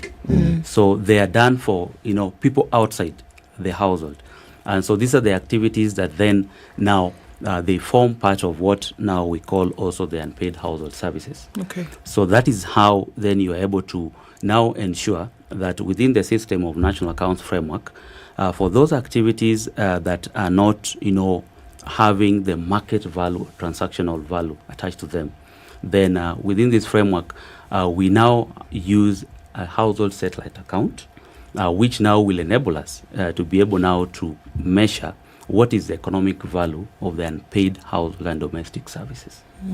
Yeah. Okay. So right now, how you're able to measure productivity is if there's some kind of compensation for that thing that you have done. So is that how you're able to measure? And so now in the space where you're saying there is unpaid work that's being done, are we also saying then that points, or okay, let me ask a question like this. Can productivity only be measured if there is some kind of compensation that has been applied to it? Yeah, so thank you. Just also wanted to make it further simpler that for those activities that you cannot delegate. So let's say, for instance, is Eric able to stay out of work and have his other colleague do his job. Yeah. You know, so for those activities that you're able to delegate to someone else, and they'll be able to do it and deliver or achieve the same results. So in simple terms, those are the productive activities. Okay. But then any activity that you are not able to delegate, like eating, sleeping, learning, I cannot learn on behalf of you for you to be able to, get to understand or appreciate whatever I was, reading on my own. Eating, for instance, I cannot eat on your behalf. You have to do it yourself. And even sleeping. So in simple terms, that is then how you're able to draw the boundary between the productive activities and the non-productive activities. Is that conclusive? Because I can imagine an activity like if a mother is breastfeeding her child when a child is born, and a woman is spending very many hours breastfeeding that child. That is highly productive. That without it, that child will die. But she cannot delegate that responsibility to somebody else. Yes. So how can that not be? Can the child feed without breastfeeding? If that's can the child still get nutrition? Yeah. Yes. So of course, that is why I began by defining the scope of the system of national accounts framework, where of course for what now the mother is able to do to take care of the child. So these are the activities that form within the general production boundary. Okay. Because they are services, for instance, what the mother is doing, it's a service that the mother is providing to the child. For instance, if you have sick people within the family, when you're taking care of them, or even the elderly. So those are the services that you're now providing for the members of your household. And so these are the activities that then, within the general production boundary, we want to be able to measure. Because if you look at those activities, for instance, there's time you spend to do them, which, if you look at the opportunity cost, if you are to, stay away from doing that work, for instance, you would be able to be involved in other productive activities, for instance, like in employment kind of services, or even to be doing other things like producing goods, for the market. Yes. Okay. Maureen, so it's not getting clearer. Okay. Yes. So for a long time, we've been looking at category 1 and 2 as what we define productivity. You are employed, or you're self-employed, you're employed by somebody else, you're doing some work, that is productivity 1. You are going to produce goods and services or farming, that's productivity 2. And then we have disregarded this other one. If you are at home and you're taking care of your family, if you're at home and you're taking care of somebody who's ailing, if those ones have not been considered productive activities, and now we're including them. But is that like Ndo was asking, is that really conclusive? Would you say that the time you take on a break is now considered unproductive? Because also the other mindset is when you say unproductive, we are putting a synonym here of idle. So one of the things, and thank you for that question, as my colleague was laying the foundation, one of the things we need to appreciate is that when you talk about work, we have defined work in a very capitalistic nature over the years. And work has been looked at in terms of actually, are you getting paid or remunerated for this task that you're doing? However, when we talk about unpaid care and domestic work in this context, we look at it in terms of work that is constantly undervalued, because we have been socialized in society to see that as part of what a woman has been taught to do. For instance, you have been taught to cook, you have been taught to clean, that has come out of the agents of socialization. But what we don't appreciate also is that women, through that work, are actually subsidizing the economy because of their contribution in their care roles and their responsibilities. And I want to ask ourselves as a country, if today our domestic managers decided that they are not going to report to work, they are not going to come in and support our work, what would be the resultant effect for those of us who are coming to work in what we call productive work, informal employment? So that is also productive, though. Yes, it's still productive. We pay them. Yes, we pay them, but there are those who are working for us, example, for us as carers, who are not recognized also in terms of the work that they do. So what the key ask is also, as we look at the Kenya Time Use Survey and we talk about unpaid care and domestic work, is that let us recognize that women are subsidizing this economy. Let us also recognize that care work is work and should be valued in that it contributes to the GDP of this country, and it's recognized as a contribution that actually will lead to a social and a development good. So when we talk about their contribution, I think the most important question for us to ask ourselves, what is work? Is care work? Isn't it? Yes, and that is why these findings are very, very important for us as a country, because we want to value the contribution of carers. We want to value the contribution of the young boys. Quite interestingly, as we get to delve further into this report, you see that very young ages, from the age of 15, are spending quite a considerable amount of time, 12 to around 12 hours, 12 to 12.2 hours in care responsibilities. And again, we ask ourselves, this is all as a subset of our socialization. So back to what I said is that women are subsidizing this economy, and it's important that we actually look at care work as work. Okay. Yes. Can I ask the question? No, you want to say something? Yes, I wanted to add, thank you, Maureen. I just wanted to add the fact that the unpaid care and domestic work that mostly women are the majority who do it, it contributes to the well-being of the family or at the household level. Because, for instance, if you never had somebody to undertake these duties for you, one way or the other, if you have the young ones, it becomes very difficult. And you'll even see that for a young mother, this can even interrupt her from being able to do her job. And even in terms of health, the well-being of the household, because then they are really able to ensure that even for the working family members of the household, they're able to spend their time, have a number of duties like preparing food, taking care of the kids and all that done on their behalf, so that they're able to now create time to be in employment kind of activities. And so this is why we feel that the role that women play, whereby you find the society has already assigned these gender roles, which again in the end inconvenience women from being able now to participate in other more productive activities like employment, being in the political life, and even being able to create more time for education and the like. Let's take a break, City. A break? And then you ask the question after the break, right? Thank you. Okay. 28 minutes to 8. Our conversation this morning is on a report that was released after a survey on time use in the country. And we have Maureen Otieno, who's a gender, justice and women rights strategist at Oxfam, Kenya. Oganga Kanobel, who is a program specialist, gender statistics advisor at UN Women. This one was produced in collaboration with the Kenya National Bureau of Statistics, Oxfam, UN Women, World Bank and other partners. So we're looking at, so what does it mean? And Maureen has just laid it bare clear this morning. Women are subsidizing this economy because of what they do, even when they're considered not to be earning from it. Many are actually doing things that are productive.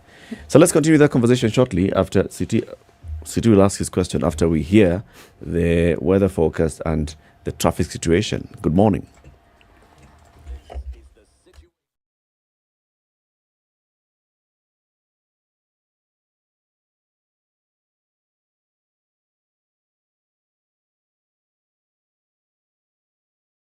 Three, two. Everybody, welcome to Kenya's biggest conversation. Heri Latifa, Muga, Madam Du, nimesalamia wote sana. Tumepokea salamu, asante sana. Hapa Garissa today the weather is very good, only that baridi inatupeleka mbio sana. Sasa baridi ni degree ngapi hapa? Hata sijui, lakini madam tunakauka sana. If you want to follow the money trail, you've got to think like a thief to be able to catch that thief. A slap from a friend is better than a kiss from an enemy. You remember the kiss of Judas Iscariot? Iscariot. Yes. Is the one that imetuweka kwa hii mashida yote na mataabu. Kwa sababu of that kiss. Yet the slap of Jesus Christ when he slapped those guys wenye walikuwa wanauza mboga ndani ya kanisa took them to heaven. All right, cloudy conditions in Nairobi at 16 degrees, highs of 24.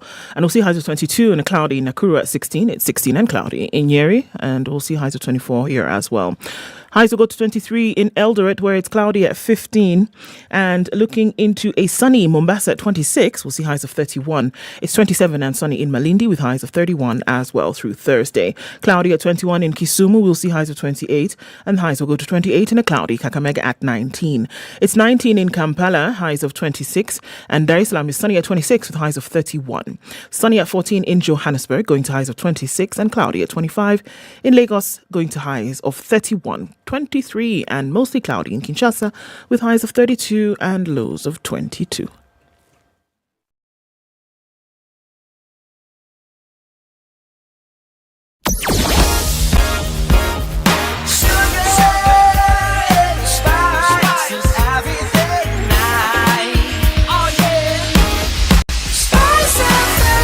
Spice up your life. A little bit more movement on the Thika Superhighway coming into the CBD, and then on Kiambu Road, we're seeing quite the jam as you come through towards Muthaiga Square. And as you pass the Aga Khan Hospital on Limuru Road, it's coming in from further ahead at the Village Market. Limuru Road is quite busy right about now. Parklands Road also feeding onto that. This is Outer Ring, and it's quite busy this morning. There's traffic coming in from Kangunda Road, as well as the junction then going towards Juja Road. So that's pretty busy. Manyanja Road also giving. Lunga Lunga did a thing yesterday, and it looks like there will be a repetition of the same. It's going to spill towards Likoni Road, all the way towards the interchange, touching on the southern bypass. So you're heading in that direction. It might be stuck for just a few minutes, but I think we'll be fine. Langata Road busy. People are already thinking about going Raila Odinga way, and so it's causing some traffic there. That little nook coming in from the Wilson Airport Junction. So, okay, all to watch. Let's see. Not too sticky for now. Keeping an eye on things. Let us know what's going on where you are on SpiceFM KE on X.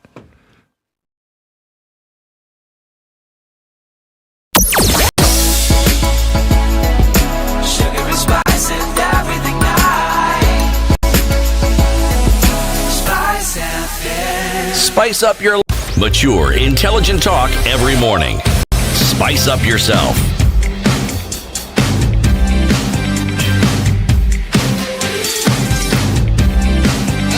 Mornings done right. 94.4 Spice FM, Nairobi. Our conversation continues with Maureen Otieno from Oxfam, Kenya, and Oganga Carnival from UN Women. As City comes into the question, let me just quote a UN Women country representative, Anna Mutavati, who says the disproportionate burden of unpaid care and domestic work on women can significantly limit their ability to engage in productive activities or participate in public life, and even contribute to the feminization of labor and of poverty. Mm-hmm. City, your question. I think what I'm about to ask, the response to it was probably said somewhere when I missed it. All this, to what end? Good question. Very good question. Take it. So essentially, all this, it's a very good question that you've asked. All this to what end? So what we're looking at also as Oxfam is that, one, as a country, it's important that we are able to put in place policies that actually reduce the care burden that is there on women. So we're looking at, as a country, our expectation and our hope is that from these statistics and findings, that the Kenya government, of course, and also other stakeholders in this process will develop policies that actually look at what exactly can we do to reduce the care burden on women in this economy. And I want to talk about also investing in care is essential infrastructure. By this, I mean, for example, if we're able to ensure that, for instance, in arid and semi-arid lands or in different parts of this country, that water is accessible in terms of access to piped water, that in itself reduces the amount of time that women are going to spend in accessing water. And we will not even go far. We can even come back to our close homes in the cities where we don't have that water coming into our pipes, you know. Of course, we are buying water in some other country, in some other estates just here in Nairobi. And that first question is in terms of policies and developing policies that actually look at reducing and addressing the care burden. And secondly is talking about gender responsive budgeting, allocating money towards infrastructure, essentially, that is going to reduce the burden of care.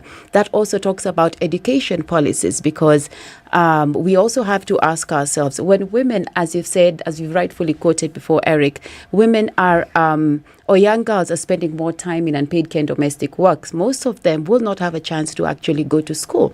So the resultant effect of that is that we actually increase the gender parity gap. Mm-hmm. So we are asking ourselves, will the Kenya government now invest more of their resources in care is essential infrastructure?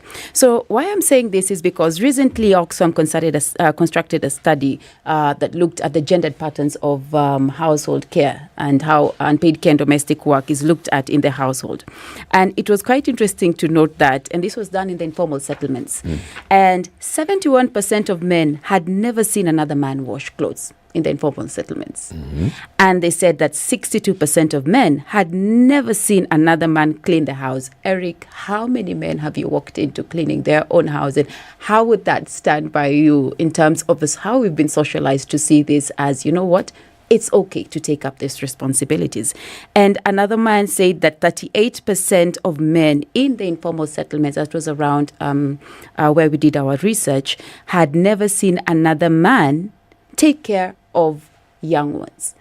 Again, what we want to see is not only, as you've rightfully asked, I can see you smiling already, is of course investment in terms of budgeting, but also as a country is to shift the narratives around care and domestic work. Let it be okay for our brothers to stay at home, take care of the children, and it won't be seen that it's a taboo. It won't be seen that this woman has done something wrong. But at the end of it all, we are looking at it as a macro good, as a development good.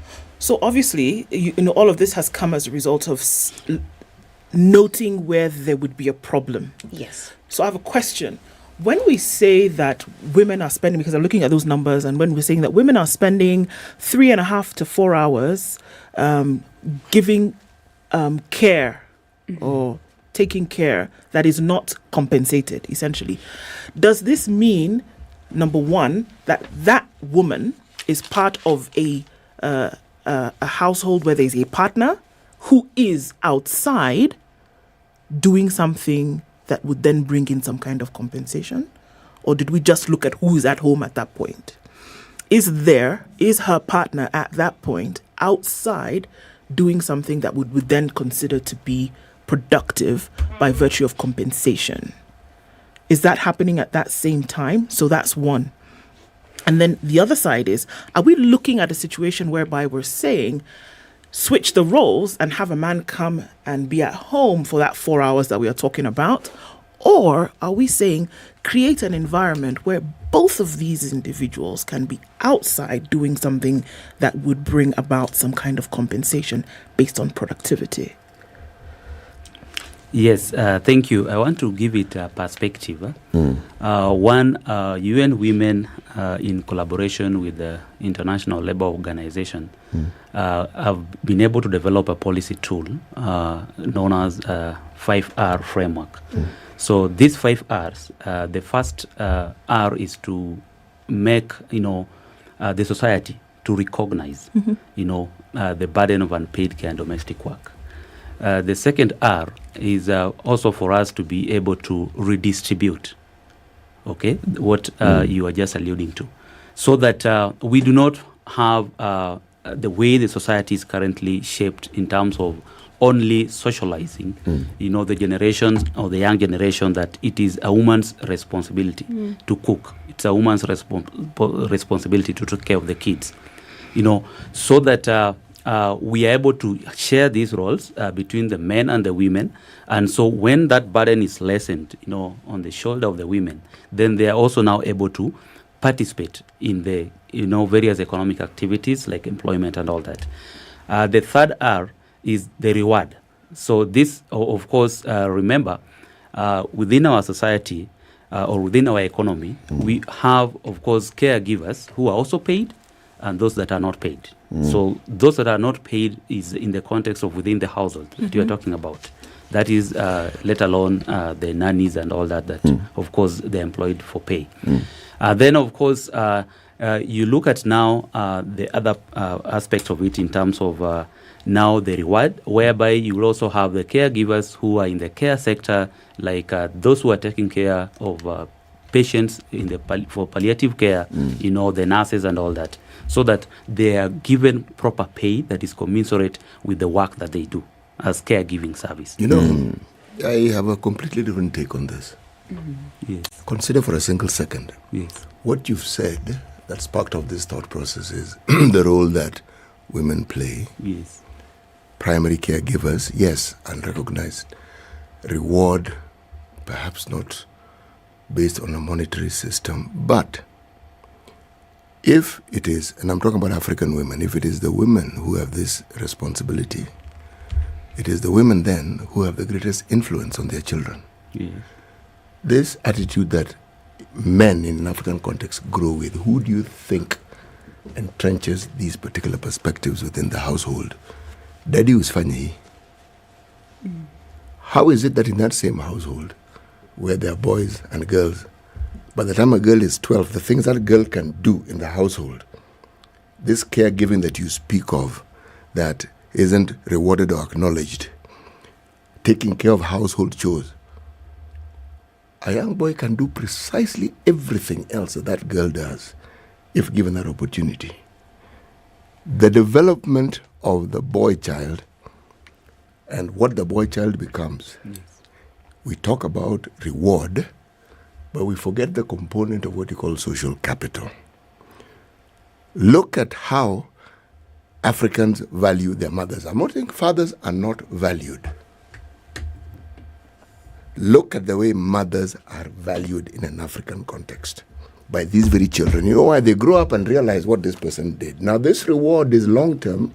It may not be monetary, but it's valuable. And over time, it's not that it's not recognized. You only need to look at the position that women now occupy and the roles they play and the sound of their voice and the attention that is paid to it to tell you that there's been a change. But this issue of how the boy child is brought up, how do you address it? Because if they are brought up in a household where they are brought up to understand the equality in roles, when they are men, this issue of not washing, they consider it as a non-issue if they are socialized. Otherwise... Yeah, and because then to ask the question, then sometimes may not appreciate then just how much it lends then to policy, because policy doesn't make itself. Policy is created by human beings who've been socially developed over time in a certain way. So would you imagine a situation where a boy who becomes a man and I'm going to use the word left out, who was left out of responsibilities when he was growing up, socially, domestic household responsibilities. Yes, exactly. That kind of because responsibility. they had responsibilities. No, I'm saying this one that we're speaking of now, domestic responsibility. And here we are now trying to say, let us shift policy around how unpaid care work will be treated. And this is someone who's been left out of that, entrenched by what CT is talking about. How then do we start to move that when somebody has grown up 30, 40 years in a particular space? And the foundation is what we're saying. What sort of person do you think this is going to be? I think that's a very, very good question, because one of the things as we sit here, we need to ask and also understand is that gender is a social construct. It's a socially learned behavior. Again, I ask myself, who taught you to be the woman that you are? Who taught you to be the man that you are? These are socially learned behaviors that are learned through the religions, through our churches, through our mosques. They're taught through tradition. They're taught through education. And it actually breeds an internalized message that defines who you are and you automatically assume that responsibility. You've asked one question: what does it become for those who are here today? And we're talking about recognizing care work, who have not really had the chance to appreciate that domestic work, isn't it? So what we need to do also is that we have a good statistical product, but we need to understand that we are going to have to work extensively more to shift the narratives around care work. This is now, again, I always ask myself, yes, we sit here as experts, but I need to break this message down to my grandmother in the village that, you know what, it is okay for my husband to stay at home and support as I go to work. Isn't it? Yes. It is fine that he's watching the children today, and it is okay that he's washing the dishes. I have not Njoroge. I have not done anything to him, isn't it? Yes. So the first thing that you also need to appreciate from this study is that there's going to be a lot of shift in narratives and norms, a lot of work on behavior change communication, that it's okay to see another woman going to work, and maybe at times it's a man adjusting, trying to find work, and watching the children is not a problem. So that's a thing, that gender is transmissible. It's about shifting norms. I'm getting stuck here. Yes. A couple of different narratives and different principles being applied all at once. There's one, gender roles, okay? Yes. Yeah. And the recognition of the gender roles, and then the other are the reward for those roles. And then there's something that you said, the lens that we apply when you talk about work, the capitalist lens, which is not necessarily the social lens that we have as Africans, for example. So the capitalist way of looking at reward for work is monetary pay, right? Is that really the only reward and the only recognition that we give for all the work that's done? Are we saying that society does not recognize the contribution of caregivers? Are we saying that society does not recognize the contribution of housewives? That now we must start having a conversation in the society to start actually acknowledging and recognizing that these caregivers are contributing? Are we saying that right now in our Kenyan society, even as you went around all these counties, people did not recognize that the person who stays at home taking care of the elderly is contributing? That the person who stays at home as a housewife taking care of the children is contributing? Did they tell you that huyu hakuna kazi anafanya ama huyu hakuna value anaongeza kwa society? Is that what they said? Because even in those, for example, pastoralist communities that you went and spoke to, you found that very many women were left at home taking care of home and taking care of the elderly, taking care of the children. The men were not earning a salary per se, but they were out there looking after livestock. There's what we know as and recognize as, this is your contribution to this homestead, to the society. There's what the modern day world wants us to start categorizing as reward or recognition, and that is monetary value.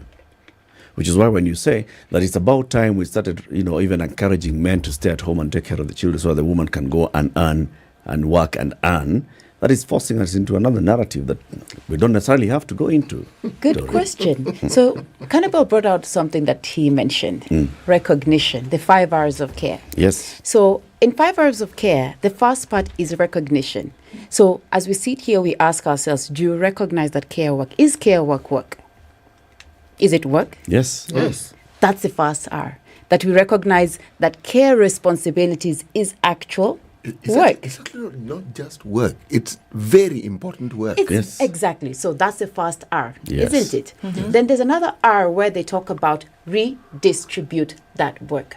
So that's where it comes in by not only dads or men staying at home, but it's fine for us to redistribute those care roles. And it's okay for us to see these statistics that I mentioned earlier, where men can also take up some of these roles at home, which men are taking up these days, isn't it? Yes. And women can free up some time, okay, to, as they get that support, women can free up some of that time to engage in other productive work, maybe pursue an education, take up a course, isn't it?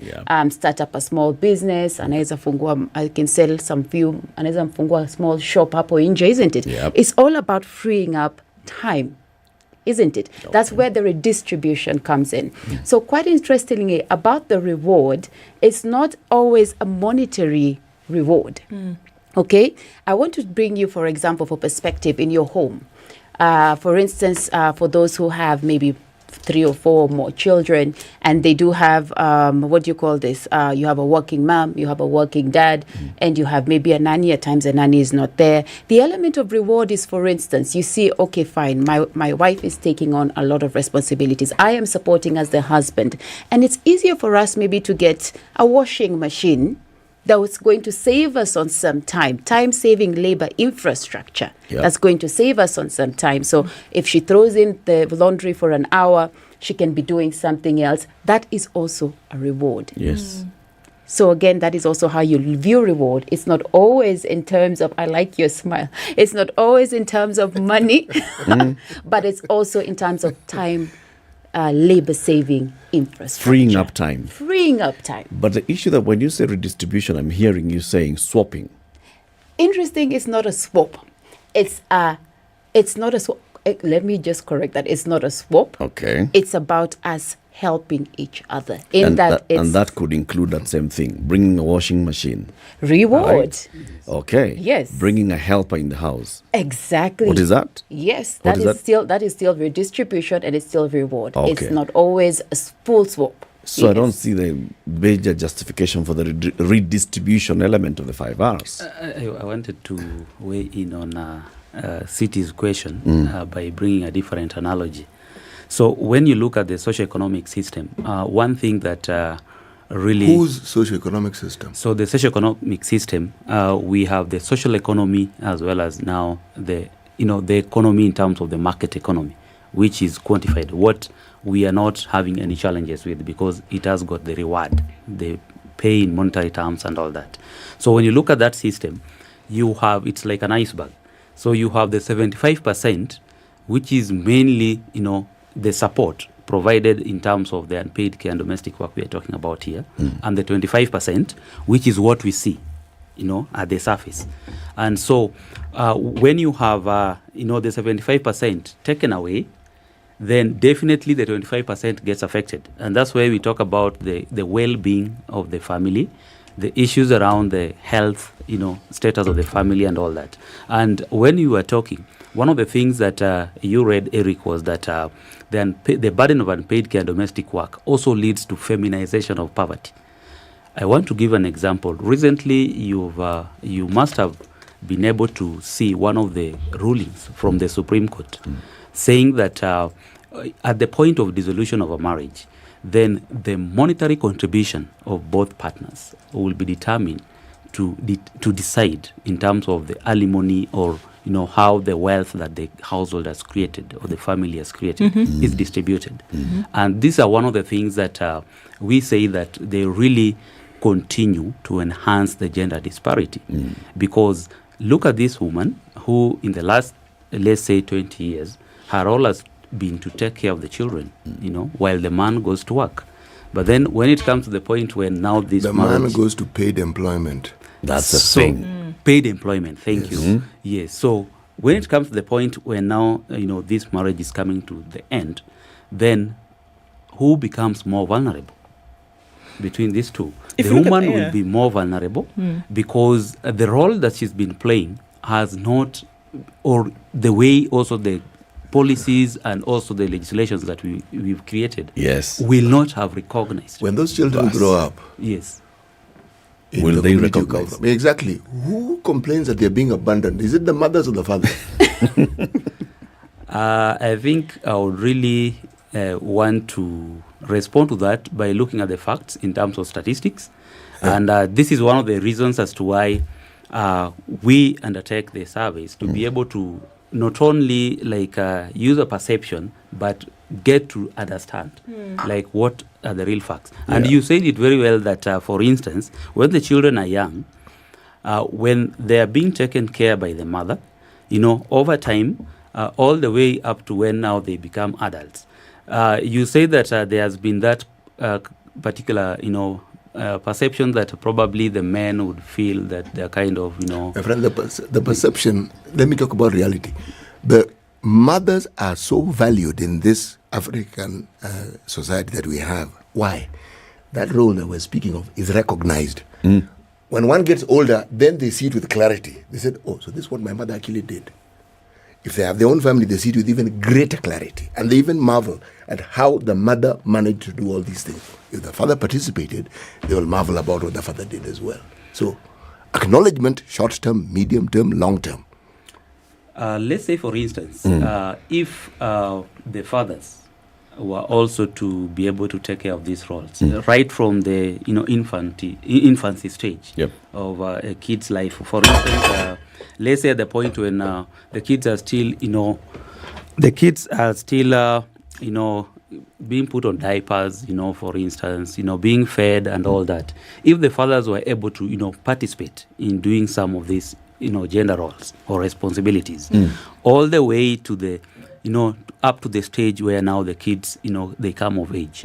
I think the narrative would really change in the sense that if you are a paid, you are a father who is in paid employment, let's say you work away from your family, over time, that will be one of the contributions or the reason as to why the kids might want to think that the father has not been playing a key role in the home. Let's go to the news first. This conversation has to continue in the next hour. Kenya's biggest conversation. We are talking about this new survey on time use in the country. And the conversation continues after the news, 8 a.m. Good morning, this is the News Wire. I'm Leah Obaga. Wiper Party leader Kalonzo Musyoka and Machakos Governor Wavinya Ndeti have now been dragged into the Mavoko land saga. Led by Mwala MP Vincent Musyoka, the leaders, allied to the Kenya Kwanza coalition, say the two are integral to the land issues affecting Mavoko and the larger Machakos County.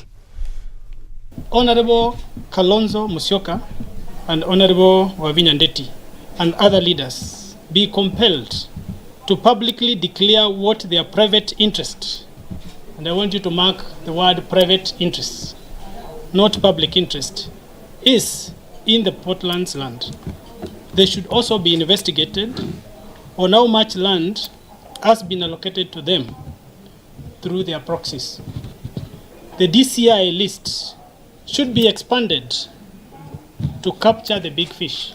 This event comes as the ACC CEO Twalib Mbarak has welcomed the court's decision to allow the demolition of buildings in Mavoko. Mbarak has also warned citizens against buying land without doing due diligence. That parcel of land, a former governor said that he wrote to the EACC. The EACC received that complaint, and EACC had put an advisory to the relevant government organs. Because that case is an issue of illegal allocation, is an issue of fraudulent people purporting to be selling land and they were fraudsters, where the documentations were not proper. But out of that problem, Chazima, the media and the public don't take shortcuts when you are buying property. The cause of this problem is because of shortcuts.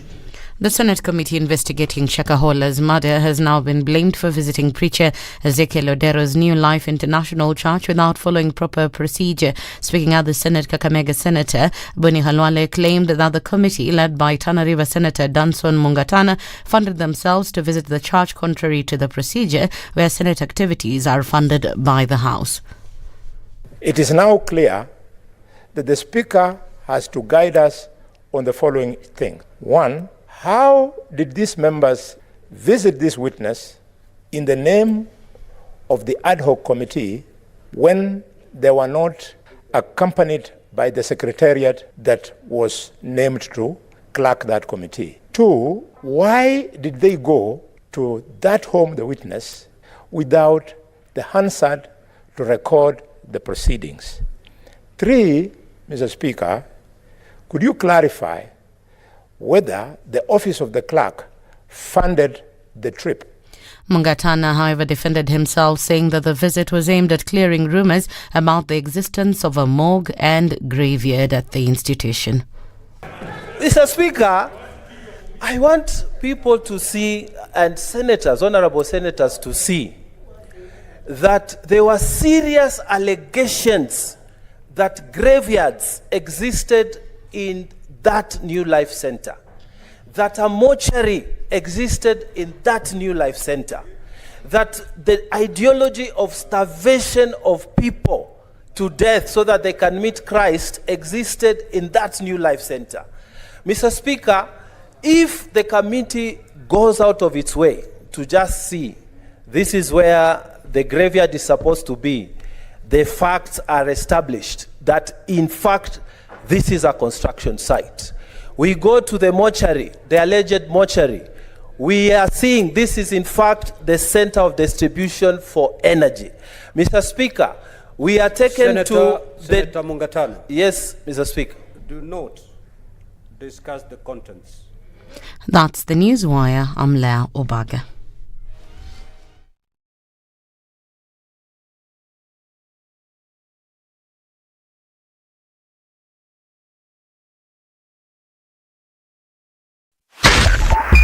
.5 SpiceFM, Kisumu.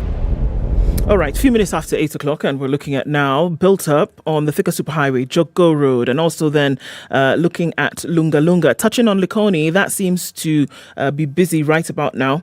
Into the CBD will not be too sticky. We have some traffic coming in then on Limuru Road, and it comes from United Nations Avenue, the northern bypass, then leading into Runda, and then through to Ridgeways.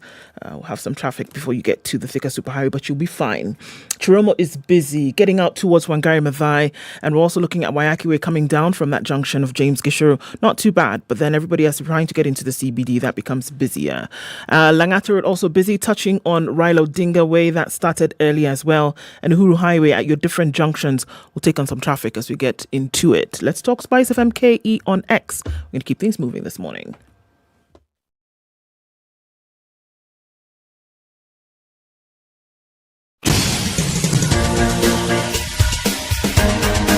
This is the Situation Room, the home of hard-hitting political commentary and penetrating insights about the state of the nation. This is a talk radio experience like no other. The Situation Room, a place for hard truths, debates, and elevated conversations. The Situation Room, witty, political, engaging, deep, controversial. In the room, we have C.T.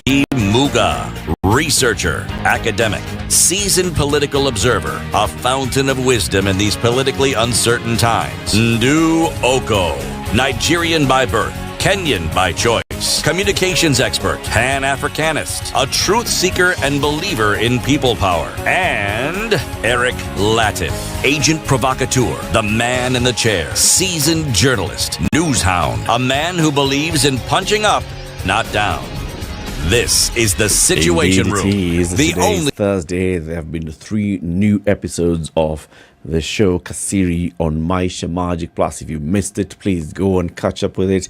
Dial *423# and download my GoTV or my DSTV apps, and then you catch up with them. And please don't miss next week, Monday, Tuesday, Wednesday, 7:30 p.m. you watch Kasiri. Next week, Monday, Tuesday, Wednesday, Thursday, Friday at 8:30 p.m. a new one again premieres, Zari. Okay, so every day, Monday, 7:30 p.m. you watch Kasiri. 8:30 p.m. watch Zari. Yesterday we had some of the cast in Zari, and they were giving us, the intrigues of this particular story. Interesting, isn't it? Quite so. DSTV channel 163 and GoTV channel 3. That's where you find Maisha Magic Plus. On the 29th of October, where will you be? I can tell you where you can be. The 20th edition of the Standard Chartered Nairobi Marathon takes place come the 29th. We're all, kicking off. Flagging off. That one. From the Uhuru Gardens early in the morning. It's the 20th edition of the Standard Chartered Nairobi Marathon. And if you've not registered for it, please do. How do you do that? www.nairobimarathon.com. It's 2,000 shillings. And then you get all the information that you need to be able to participate in this marathon. So you're not just running for you, running for the Future Makers program, which ensures that young people, especially girls and people with disability, have the chance to earn, to learn, and to grow. There's a virtual run, takes place a week before. So, if you don't have time on the 29th because, what not, you can run from anywhere in the world. And then on the site, get your numbers and timings put on the leaderboard. So we can all participate wherever you are. Kabesa. We want to continue with this conversation from the survey, the Time Use Survey, and the report was released recently. This survey was conducted by the Kenya National Bureau of Statistics with collaboration with the State Department for Gender and Affirmative Action, Oxfam International Kenya, UN Women, and support from the World Bank. And it has several things that it says. For example, it categorizes work in ways, in productive, how you spend your time. Productively, two ways. One is what we call the tier one production, where you're paid to do something or you go out there and you're producing food for consumption. Then there's the other side of production, which is unpaid care, unpaid domestic work, and such. And then, of course, there's what they categorize as unproductive. And then productive would include your rest time, the time you're spending socializing and such. And then there's also education. Now, when you talk about these two broad categories of productive hours, women spend 3 hours, 36 minutes more on unpaid care and domestic work than men. It also shows that working women, those are now also working in the first category. They go out to get paid for the work that they do. They still spend 3 hours, 18 minutes more on unpaid care and domestic work than working men. Men spend 2 hours, 36 minutes more on that paid care category compared to women, 3.3 hours in a day. Women spend about 3 hours, 42 minutes more on those non-SNA productive activities. This is what they're talking about there, unpaid care and domestic work, compared to men, 1 hour. This conversation continues. We still have Maureen Otieno, who's a gender, justice and women rights strategist from Oxfam International Kenya. In the previous hour, we had Oganga Kanobel, who's program specialist, gender statistics advisor at UN Women. He stepped aside. We now welcome onto the show Stanley Wambua. Stanley is the head of gender and statistics at the Kenya National Bureau of Statistics. Stanley, good morning. Good morning, Latiff. Thank you very much for joining us. Welcome to the hot seat of the Situation Room. Thank you. It was made properly warm by Oganga as you were out there. Sure. City has the day's proverb. This week's proverbs are from the Republic of Rwanda. Today's proverb, City. If you shake a dog, you shake its owner. If you shake a dog, you shake its owner. Maureen has already given us her interpretation of this. So now it's up to you, Stanley. What's yours? Okay. Rwanda. I guess Rwandese also speak Kiswahili, therefore I will first think in my mother tongue, Kiswahili, and then English, but it will translate to the same. In Kiswahili we say, piga umba ujue mwenyewe. It's the same saying. You said, shake a dog. You'll know the owner. You shake the owner. If you will be shaky the owner. Yes. Good. And I think that one has a lot of application in the main subject of today's discussion. One, in my understanding, is what comes to the fore is the relationship between the owner and the dog. Now, dogs, scientifically, is a bigger family. We have wild dogs. If you shake a wild dog, you will not know the owner. Right?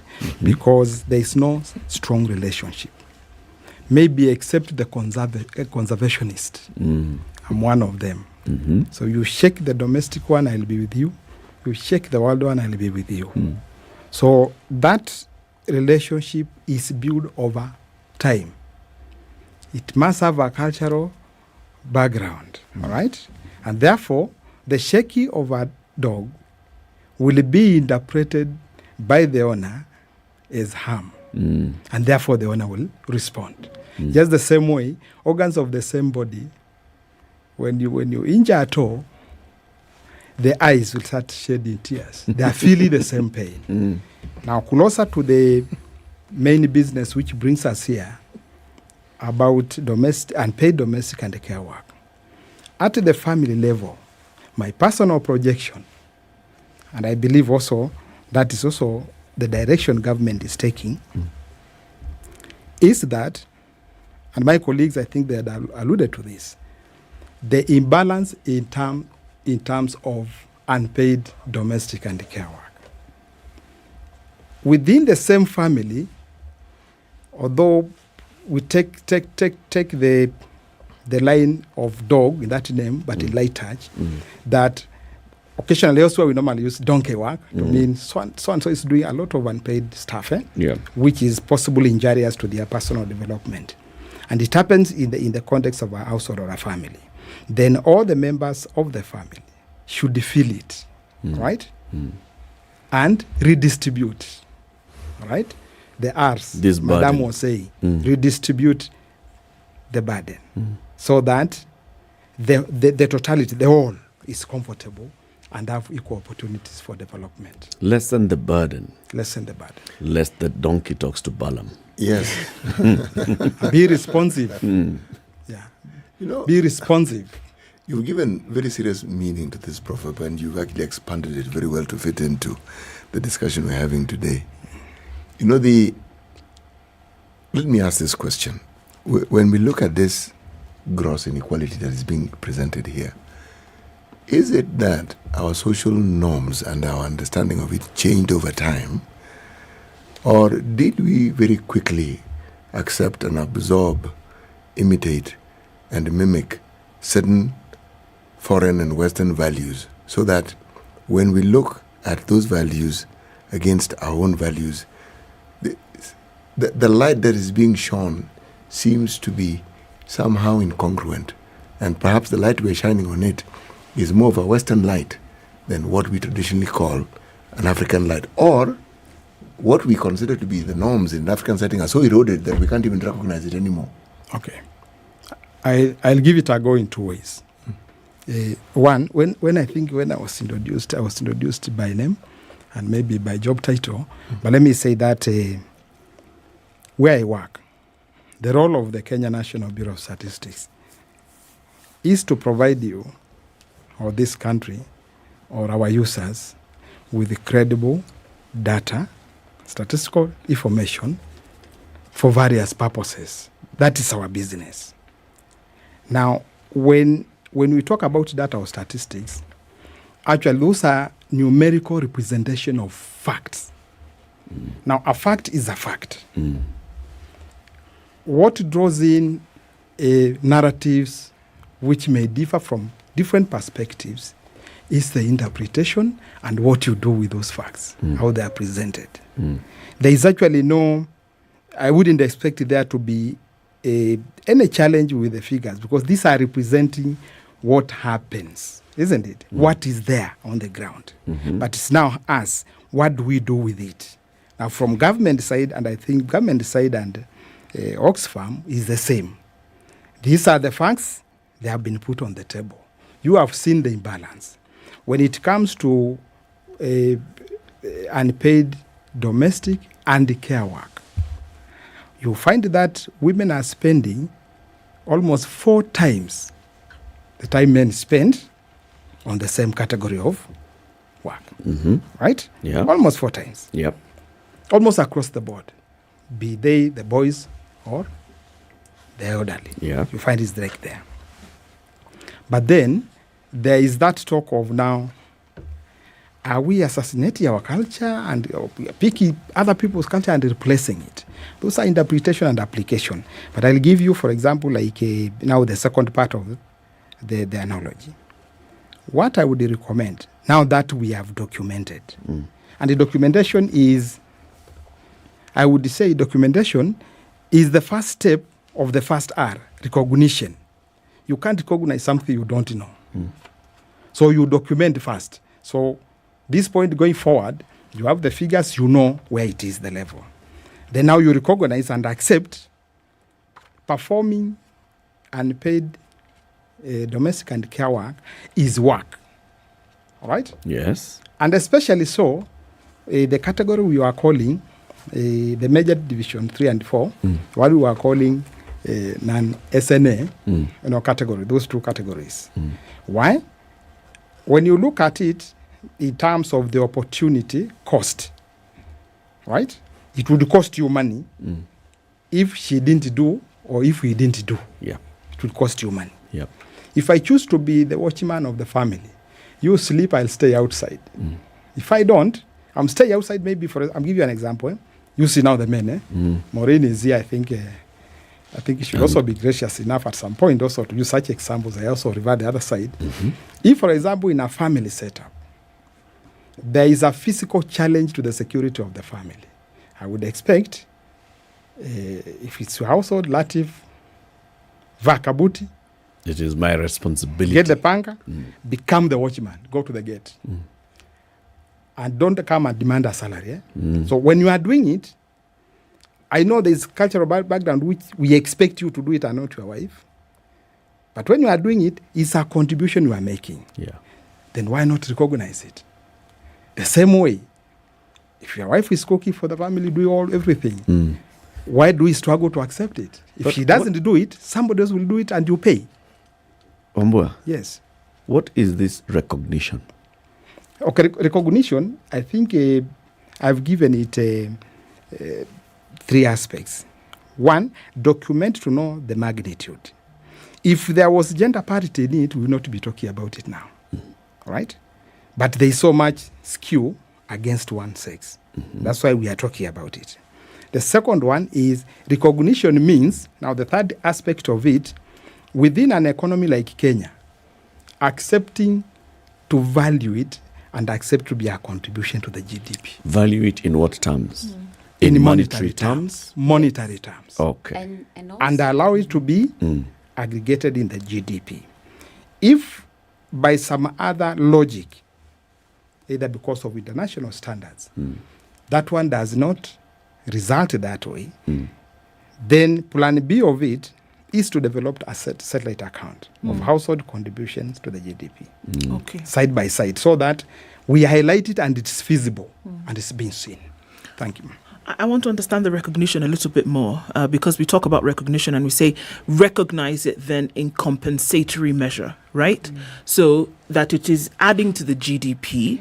How then does that translate directly to the individual who may be carrying this out, where they've been recognized on either side? How do we see that and say, okay, beyond me saying, all right, I've recognized that you have played your role physically as recognition should be followed by reward. So now how do we see this reward play out physically? Is the M-Pesa comes from government or what? How? Or Oxfam.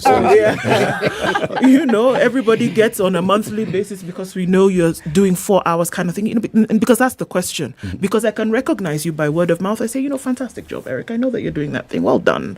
Or every Labor Day, the president comes out and he says, yes, everybody, I know that you do 1, 2, 3. But we're saying that it should Mother's go... Day, or Women's Day. But we're saying it should go beyond that, right? So how does that play out? And where does this money come from? It may sound like a dumb question, but how then do you say that it's been recognized? And then how are we recognized equally? Because maybe I carried 10 jerry cans of water and you sat with the baby. How then do you measure and say this amount of shilling dollar is enough for what you've done? Thanks for that. That's a very, very good question. And this is where we start off by also laying this foundational understanding, is that when you talk about recognition, we're not looking at it as recognition where maybe women or the country is expected to pay a woman. Okay? Let's now move away from that. That's not the understanding that is there. But what we need to understand also is unpaid care and domestic work, recognizing the role women are playing in subsidizing this economy is a social good. Okay. Isn't it? Yes, we start it by is. saying we agree it's a social good, isn't it? Yes. As he rightfully put, that the value of this woman over the years is more pronounced when you're older, you have your own family. That's when you feel the weight of truly my mother did play a significant role in my life, isn't it? So from that, I think I married that and say that it is a social good. Okay. Right? So that is recognition at its very beginning, that you understand it is a social good and this is actually work. And are All we right? saying that currently that recognition doesn't exist? So that's the recognition is not appreciated because in most cases you will find out, and that's why the statistics, as is said, have come out as the first baseline for us to really say this is a statistical product that demonstrates that these are the hours that are there, so that, as Wambua has mentioned, we need to now go to the next phase. So you asked a very important question, has that not been appreciated? So it is now, the reason why we went into this particular stream of work is to present the data that helps us see the numbers so that we can now go into the next step and talk about the whole conversation on reduction. All right? When we talk about reduction, again, we ask ourselves, is it fair, for instance, for a girl in Marsabit to spend 2 hours looking for water? Isn't it? We all understand that we came up from the worst drought situation in decades, right? While at that point, her brother is having that opportunity maybe to go to study. Isn't it? So she had 2 hours Or the where brother has traveled with his elder siblings 75 kilometers away looking for pasture. For their possible. livestock. Exactly. So there are also those dynamics that we need to consider. So we find out that in reducing the 2 hours that they spend through different approaches, could be maybe care essential infrastructure, government reducing some of that through infrastructural developments, we are actually talking about reducing and recognizing care work as work. And reducing that. So when we talk about redistribution, I want to come back to the home. Everybody is happy, whether you're a man or a woman, taking care of your young ones, isn't it? Yes. You're happy taking care of someone who's unwell, isn't it? And that is just a simple element of redistribution, because it's not as much as a monetary component, all right? But it's just understanding that it is a task that anybody can assume. And you asked us, so how are we going to put a monetary value to this? As Wambua had mentioned before and Cannibal had mentioned before, is that we'll also need to understand that as they subsidize the economy, there should be a metrics to measure that work so that it is put in the national statistics account, and that is actually now further seen as a contribution to this economy. But yes. The second part, I see it. And in fact, that's what Wambua had said. When we now have this data, how does this come into government and decision making and policy? All right? In terms of saying, what's the contribution of these people who we were not recognizing before as contributing? So we're looking at those who are in paid employment. We talk about employment creation. What are we talking about?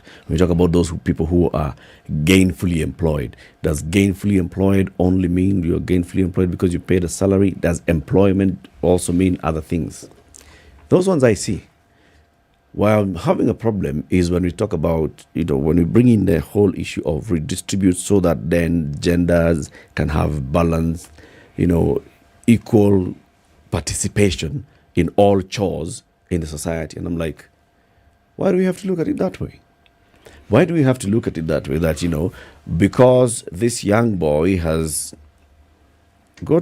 it's been a hot season, go to the Asal areas in Kajedo and elsewhere. You'll find young boys who are hundreds of kilometers away from their home with emaciated livestock looking for pasture and water. Okay?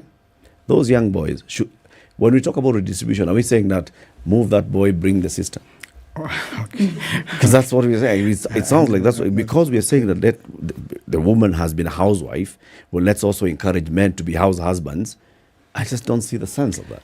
I think you've brought up a good question. And what I think that needs to come out clearly is that one is that redistribution actually means that men also recognize that essentially this care responsibilities and taking care of, for example, children, all right, is work. And ask is just to support. It's not, it's just to support. Where Let me is that coming finish. from? Yes. Let me ask, you just finish. It's just to support each other, all right? Allowing us and allowing women to free up more time to take up more paid work. So there's one thing I also want to put it across. There is unpaid care and domestic work, all right? There is unpaid care work. There is paid care work, yes, right? And there is domestic work. That yes. is where we should have started from. Yes. There is unpaid care work, which goes around, of course, you've seen some of the activities, cooking, cleaning, and the likes, isn't it? Then there is paid care works where you mentioned that we actually remunerate some of our domestic managers in our home, isn't it? Yes. Then, of course, there is the whole conversation on domestic work. So the idea of this conversation is not really to push for a full-blown conversation around gender roles. Gender roles, you see, but it's more of support. All right, so that women can also participate in gainful paid work. And that's why Oxfam's actually strategy and perspective when it talks about women's work is they talk about women's agency is increased to participate in public and private life. I hear you. Yes, so Maureen, it's all about support. Maureen, how about Oxfam Yes. stops looking at things from that lens? Excellent. Of you are only considered to be productive when you are paid for it. That is How about the case. Oxfam stops looking at it that way? Because we don't. We consider everybody who's contributing to in this family as contributing. We recognize the contribution. Those that are paid and they come and they're able to help us foot the bills. Those that are not paid but they are helping us not foot the bills by bringing somebody to do the work that they do, we recognize it. Oxfam doesn't. That's why Oxfam wants this person who spends the day at home and they're not getting paid to get time to go and get paid. That's a very good question because It is Oxfam that should just it's not recognize that I this like person that. is recognized. I like that. So what I want to highlight is that it's not an Oxfam conversation. I know, I'm just because saying. when you look at it under Sustainable Development Goals 5, we talk about achieving gender equality, isn't it? Yes. And this stream of work with the Kenya Time Use Survey, the stream of work that we are leading in this country, advancing decent work, is feeding into achieving gender equality. It is a national, global conversation.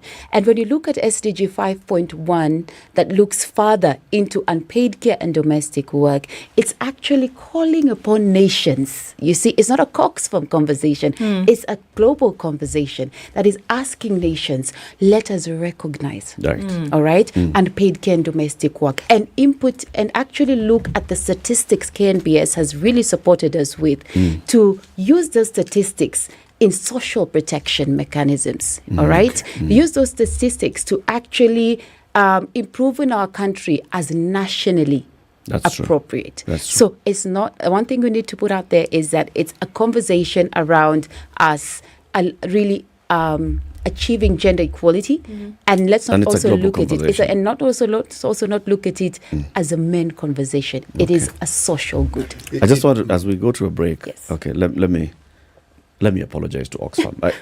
It may have come out the way it was not intended. It's not saying that Oxfam is pushing this, agenda and all. I was just using that, figure because you're here. Eric, and it's a Oxfam is conversation. pushing that agenda, and it's a good agenda. It's a good agenda. I was not saying that Oxfam has a single lens. No. It's the international development community in general, okay? Oxfam included. Maybe they're the ones that should be looking at it from a different lens. I stand with that. Take a break, 28 minutes to 9. Kenya's biggest conversation is we're talking about the time use survey that was conducted by the Kenya National Bureau of Statistics, working with Oxfam International Kenya, UN Women, the State Department for Gender and Affirmative Action, supported by the World Bank, and the results of it. That's what we're discussing. Stanley Wambua is the head of the Gender and Statistics at the Kenya National Bureau of Statistics, and Maureen Otieno is the Gender, Justice and Women Rights Strategist at Oxfam International Kenya. We'll be back shortly. This is the Situation Room, the only way to start your day. You tune into Kenya's biggest conversation. My name is Ramanya. Amen. Imeenda. So 1 hour is over? Yeah. Oh, yeah. Okay. It gets over Can you imagine in 20 minutes. what the big boys have also done? I'm very proud of myself. When you understand about partnership in politics, it's like the way marriage is these days. When you're looking for a wife, you're like, oh, maybe you can help me pay for fees as I pay for the rent. Why should you have a lioness living in your bedroom? I have to tell you a story. I went for a prayer meeting, which was called for the spouses of candidates for senators and governors. And when I got to the gate, the lady who was the secretary, she refused to. She's telling me, no. Leo tunataka wa mama. Leo ni wa mama. I'm telling her, no. She said, no, sio siku yenu. And I thought, there's a problem here, because if it was a man, but this was a lady. It will be called First Ladies until you change the name. The Situation Room, Kenya's biggest conversation. It's cloudy at 16 in Nairobi, highs of 24 and lows of 15. Cloudy at 17 in Nakuru, highs of 23 and lows of 14. And we'll see lows of 16 in a cloudy Nyeri, going to highs of 25. 23 will be the high in a cloudy Eldoret at 17 and lows of 14. It's partly sunny at 27 in Mombasa with highs of 31 and lows of 25. And we'll also see the same in Malindi with highs of 31. It's cloudy at 23 in Kisumu, highs of 28 and lows of 19. And 16 will be the low in a mostly cloudy Kakamega, going to highs of 28. It's 21 and cloudy in Kampala with highs of 27, and 31 will be the high in a sunny Dar es Salaam at 27. 18 and sunny in Johannesburg with highs of 25 and lows of 12. And it's partly cloudy at 25 in Lagos with highs of 31. 32 will be the high in a mostly cloudy Kinshasa at 23. Mature, intelligent talk every morning. Spice up yourself.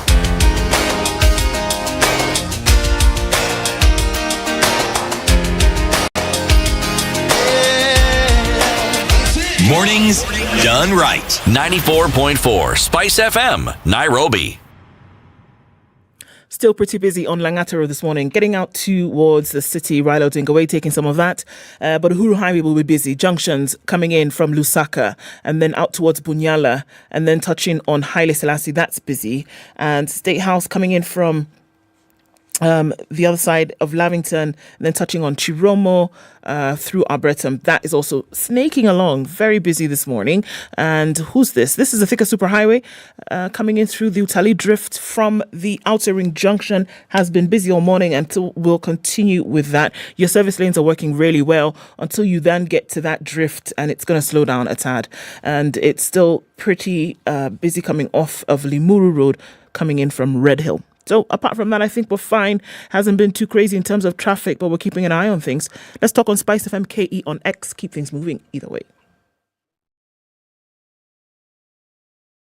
Mature, intelligent talk every morning. Spice up yourself.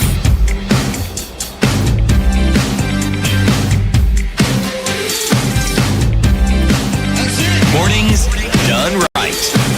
94.4 Spice FM, Nairobi. With Stanley Wambua and Maureen Otieno, time use survey. I know, Stanley, you wanted to respond to something before CT asks the next question. Yeah, thank you very much. I think let me cast a certain perspective about gender equality. Yes. And bring it home to Kenya so that we see the three levels.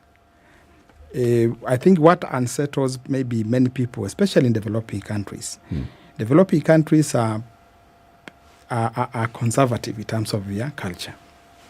And therefore, anything which seems to be coming from outside will be resisted. I like resistance. Resistance is natural. You must understand, first of all, the change that is being introduced to you, whether it's beneficial or not. So my beef with our cultures, because I believe the process of colonization, and to some extent, Christianization, the religion, really upset a certain balance, and therefore there was no gradual change, which is systematic. For example, and then you find, for example, like in African cultures, we take too long to review things that are maybe not working. We tend to be a bit more conservative. And I think that's where the rain starts beating us. Now, my view of it is this. gender equality is good and very sweet. It increases productivity. There is a lot we lose when one half is not performing. At the family level, at the national level, even internationally. All right? And what I would like to spot so that we put perspective and objectivity in these discussions, not necessarily in this studio, but everywhere in Kenya, is we look at gender equality in a way that, for example, we reduce discrimination. All right? We reduce oppression. If a culture is oppressive to a segment of its society, then those bits need to be amended and improved so that everybody has equal opportunities to enjoy life. And then they contribute. Going forward now, reverting back to the figures.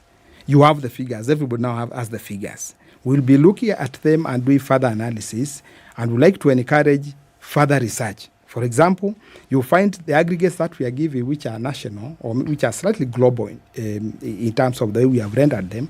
Like, for example, when we say, let me pick the case of children 15 to 19 years, you'll find, for example, like women or stroke girls, they spend 15% of their time on domestic and care work, which is unpaid. Their counterparts, boys, men, they spend 4.2, which is about 1 hour. You see that difference? Let's come to the elderly, 65 plus. You find that 12% of, women spend 12% of their time on unpaid domestic and care work. That is 2 hours, almost 3 hours. But here, 6 minutes to be 6 hours. For the men, it's slightly less than 1 hour. Now, when we put the other variables of context in research and further analysis, and then we ask ourselves, because here we are not pairing spouses. No. These are men, wherever they were found. We are not pairing spouses. If we go deeper in analysis and we also do the same, but now focusing on the household, spouses, you will see similar, figures. Now the question is, let's say wife. That's the term we use for a wife, for a female spouse, that she is spending 3 hours on domestic, unpaid domestic and care work. The man is spending less than an hour on the same. So where does he spend the rest of the hours? That's the question. Now, on the SNA. They go to the SNA. Yes. Just hold in there, Latiff. Then, for whose benefit is this man in that SNA? Does the woman benefit from it? Now, let me not say it. Let research say it. Okay. Now, the unpaid care and domestic work the woman is doing, who is benefiting from it? So that when we program, we do not necessarily put the two sexes in conflict or in a fight. That's a better understanding of it. We'll put it in a manner. And again, the 5 R's that my colleagues did tackle previously, they are all important because one gives to the other. Like when we say, for example, we begin by recognizing. If you don't recognize, we will never move from that point. Then you reduce.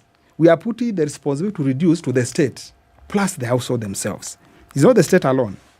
Then our partners, Oxfam and the others, they are just being what? Awareness creators. Keeping the conversation going. And that is very important. Then from there, we are saying redistribution. Redistribution can occur at family level. That's where it is. But we persuade the people. Sometimes when you put legislation that says, no, if madam goes for work, the man must also take turn, you will put the sexes in conflict. And again, that has also other undesirable byproducts. Then reward. The element of reward, let me spend some time on it. Reward, there is the bit which is the softer one, the one Madam Du said. It is not enough we set aside that day for women. We come and praise you, but at the end of the day, she feels ultimately it's not translated to anything other than, but it's still a positive point that we have recognized. The reward aspect can come in different affirmative programs. I'm glad that the policy on unpaid domestic and care work is in the process. Government has started, we have not finished. It's definitely going to be enriched by these statistics, and we are saying that I want to give an example. The state and this is only that we are because we are poor. If we had resources, the state should actually own children. And we say, children belong to the state. They must go to school. They must be attended. The elderly are ours. They belong to the state. And then we say, if, let's say, a family member is taking care of an elderly person who is care dependent, then we can give, if we are able to afford, we can give a monetary compensation to that caregiver. It can happen. All right? But again, do we have the resources to go that way? But that one is premised on an argument that at that level, responsibility lies with the state and also with the household. Mr. Ombua, sorry, you left us hanging. Yeah. Just, there's something that you said, maybe we can land it so that we can get a full understanding. Yeah. So you said that women, according to this research, are spending about 6 hours in this unpaid care work. And men are spending about 1 hour. Now, these are people all over the place. We're not necessarily putting them in the same household. Yeah. Right? You also said that in this unpaid care work, the beneficiaries, rather, or those who receive this contribution, you can see that they receive it from women, that there are others who then are beneficiaries of this work that these women do. Correct. But now the men who are engaged in SNA, who are then not engaged in this homework, you didn't finish by telling us who benefits from this SNA contribution. Okay, thank you. If women are contributing to many people, where does this work that they're doing then go? Okay, let me correct something. The statistics I had given was that 15 among girls 15 to 19 years, they spend 15% of their time on unpaid domestic and care work, translating to 3 hours. Their counterparts, the male ones, is 1 hour. When you go to the elderly 65 years plus, you find that the women spend 12%, which is actually 2 hours. I beg your pardon. Let me check that. For the girls, it's 3.5 hours because 3 hours and 36 minutes. Those are 3.5 hours. But the boys is 1 hour. For the elderly, the women is almost 3 hours because that's 2 hours and 54 minutes on average. That's approximately 3 hours. For the men, it's 48 minutes, which is less than an hour. And then I was saying, the analysis, here we are not pairing spouses. True. We are dealing with aggregates for men. Yes. And aggregates for women. Yes. And I was advocating, for example, and we did say it, this is, in our next steps, further analysis is necessary.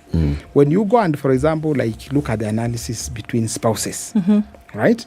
And then we say, you find the female adult in the household has done this much unpaid care work within that environment of a household or a family. Who is benefiting from the labor of this woman who is not paid? It is the members of the family and the household. Right. And then I asked, the man spent less than an hour or thereabouts, 1 hour, thereabouts. Yeah. Where did he spend the rest of his hours? Then we said, you will find it is now compensating on the other side on the SNA. Yes. Which is, especially SNA, Major Division 1 and 2, which is paid. Yes. Who benefits from the paid work? This paid work by this person. Yes. In that family. To pay fees, to buy food, to buy this and this. So when we are looking at it in terms of, is there somebody oppressed where you are giving labor for free and you are not benefiting in any way? It is further analysis which can answer that one, not the statistics that we have now. But then for us to be able to take this conversation in a manner that does not, you see, when you unsettle the cultural standard, people become resistant. All right? And then it takes you longer to achieve gender equality. So we are saying, and I don't mind coming this studio as many times as possible, even at individual level, we need to give the spice aspects of gender equality so that we minimize the resistance. I think it's absolutely necessary. That question that you haven't asked, the analysis that you haven't performed, the family benefits yes. from the SNA earnings of the man. So then you have and the vice created- versa applies. So you've created equilibrium then, have you not? There's still not yet equilibrium because of there are other aspects which are not here. Can I say them? Yes. Traditional cultural beliefs. I wish this one was in Kiswahili. Maybe I'll be appearing later in Same Kiswahili. other. Say it in The Kiswahili. traditional one, Mwenyezi Mungu aliumba binadamu wakiwa variety mbili, aina mbili ama tabaka mbili, wanaume na wanawake, na akawatofautisha kwa mwili peke yake. Dhambi ilipoingia, the equation changed. Initially they were equal, they didn't have a problem. They were complementing each other at 50-50, perfect. Then curses came in. Na naongea kwa mujibu wa Biblia. So every one of them was yake Even their own ilipronouncewa. curse. I was listening when Madam was beginning to say where we are saying, if you want to understand where we are, dig our history. Religion. Mwanaume aliambiwa nini? Right. For you have listened to your wife and you have disobeyed. So God pronounced for him, you shall eat by your sweat. The land is cast for you. You are entired until you rudi mavumbini. Utakula kwa? Jasho. Na nimelaani ardhi, itafanya nini? Itaresist. Itamea michongoma ya kukuadhibu as you sweat for that to feed your family. It comes to the woman and it tells the woman, and sometimes they normally don't finish the sentence. And you woman, because you did this, you hearken to the snake and blah, blah, blah, all that. You will conceive by, I will increase your labor pains. Is it still happening today? So the religious perspective says perfectly that it is. It has never changed. Even Jesus was unable to remove that. Then the next thing is, many people normally end it there, but there's a sentence which goes on. And in your entirety of your life, utafanya nini? Maisha yako yatakuwa na matamanio ya mume wako na yatakutawala. You see the imbalance? So from a religious perspective, it started off that way. Then we say that you shall now become it created lesser. dominion. Yes. Isn't it? You shall be Now, once the submissive dominion is abused, then the issues of oppression, discrimination comes in. But is it necessary for people who are living together?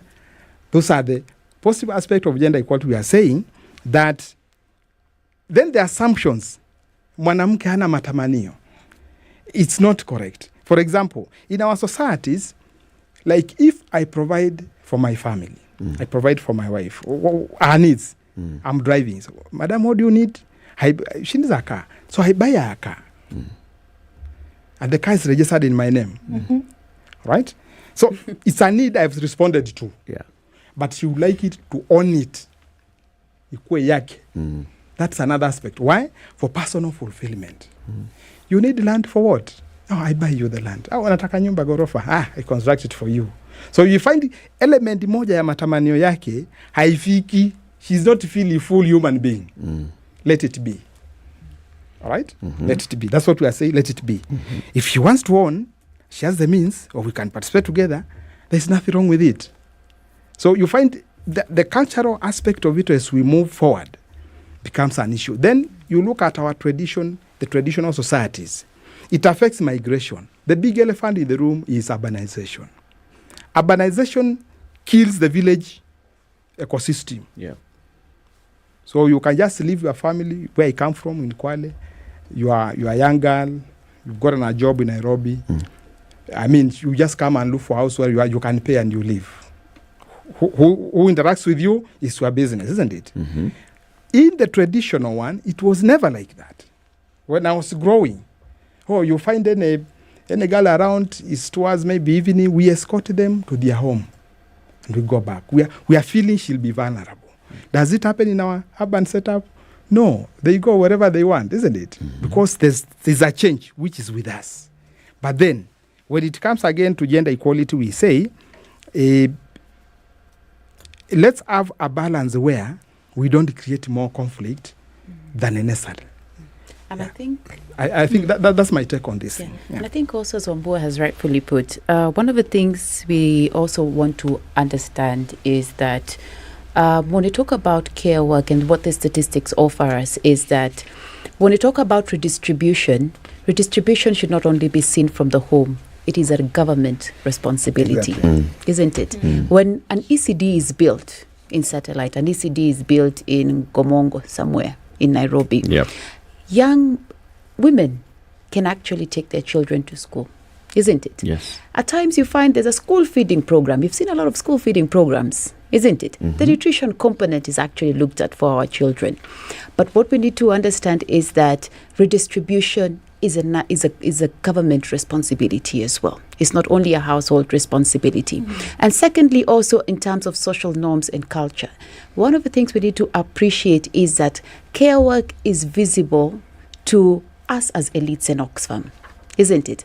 But it remains invisible to a lot of us in society. And these numbers here have presented that invisibility by giving us a statistical product across 47 counties. The question is, what do we do with this information? Because it also has to go through further analysis. And one thing we need to also appreciate is that when we talk about representation, these women who are represented here in this statistical product also now require to have that voice to say what is the impact of them having not having those hours or losing those hours. It's a journey that is it's a transformative journey, all right, that requires both men and women. Because when we talk about gender transformativeness, it's about having men and women as equal agents of change.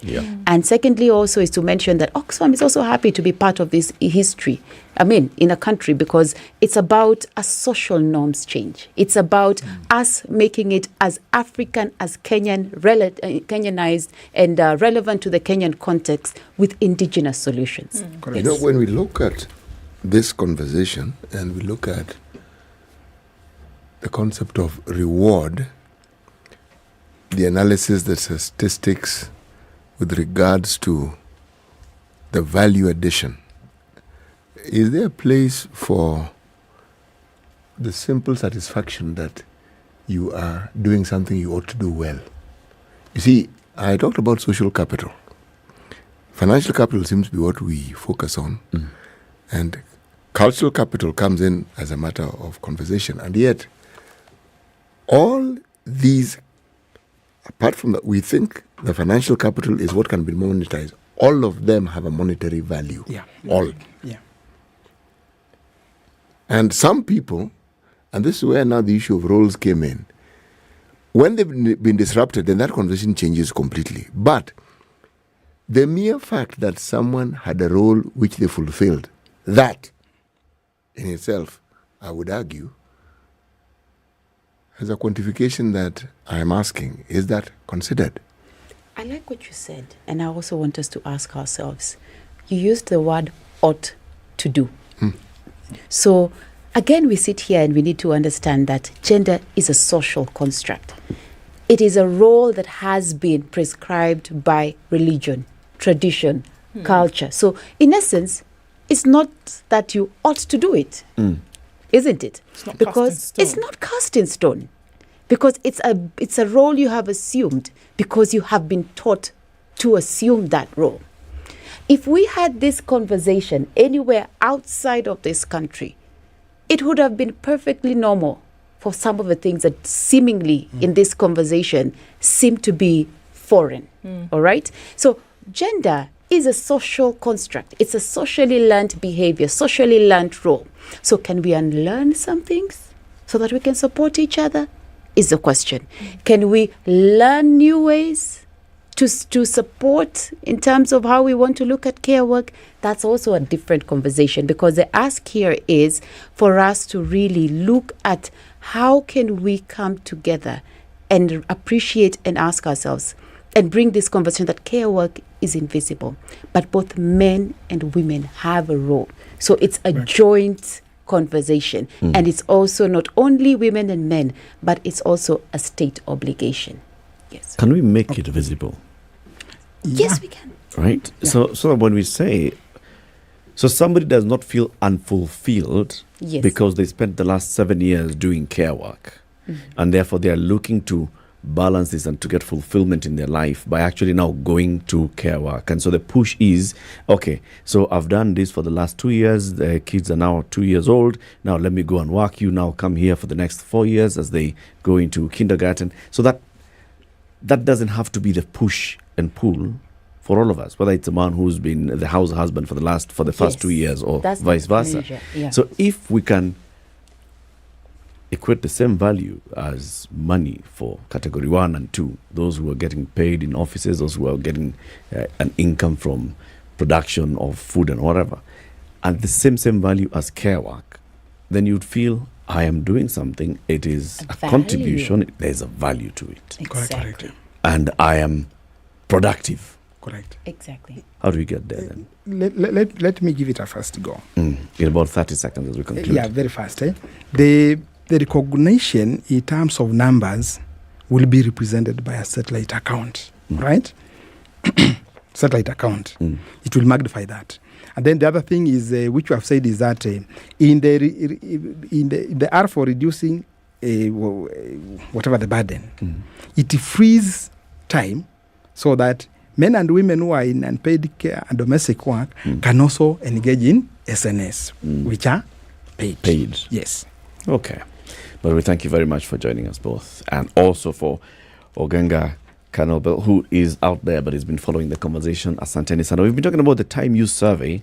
Some good work done by the Kenya National Bureau of Statistics, as always, supported this time by Oxfam International Kenya, UN Women, the State Department for Gender and Affirmative Action, the World Bank, and our guest this morning, Maureen Otieno, Gender Justice and Women Rights Strategist from Oxfam International Kenya, Oganga Kanobel from UN Women, and Stanley Wambua, Head Gender and Statistics, Kenya National Bureau of Statistics.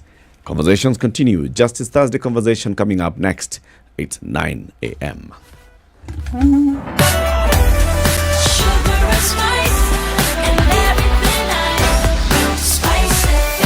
Spice up your life.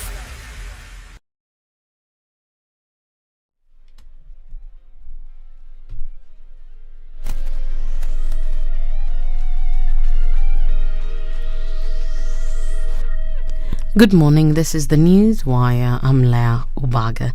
One person has died and several others are being admitted at Londiani District Hospital for diarrhea and vomiting. This is after they allegedly consumed meat from a cow that died in Nakuru County's Kaptembo area. County Chief Officer of Veterinary and Livestock, Dr. Michael Cheriot, says the deceased was one of the 5 people admitted to the facility. Several others were treated and discharged.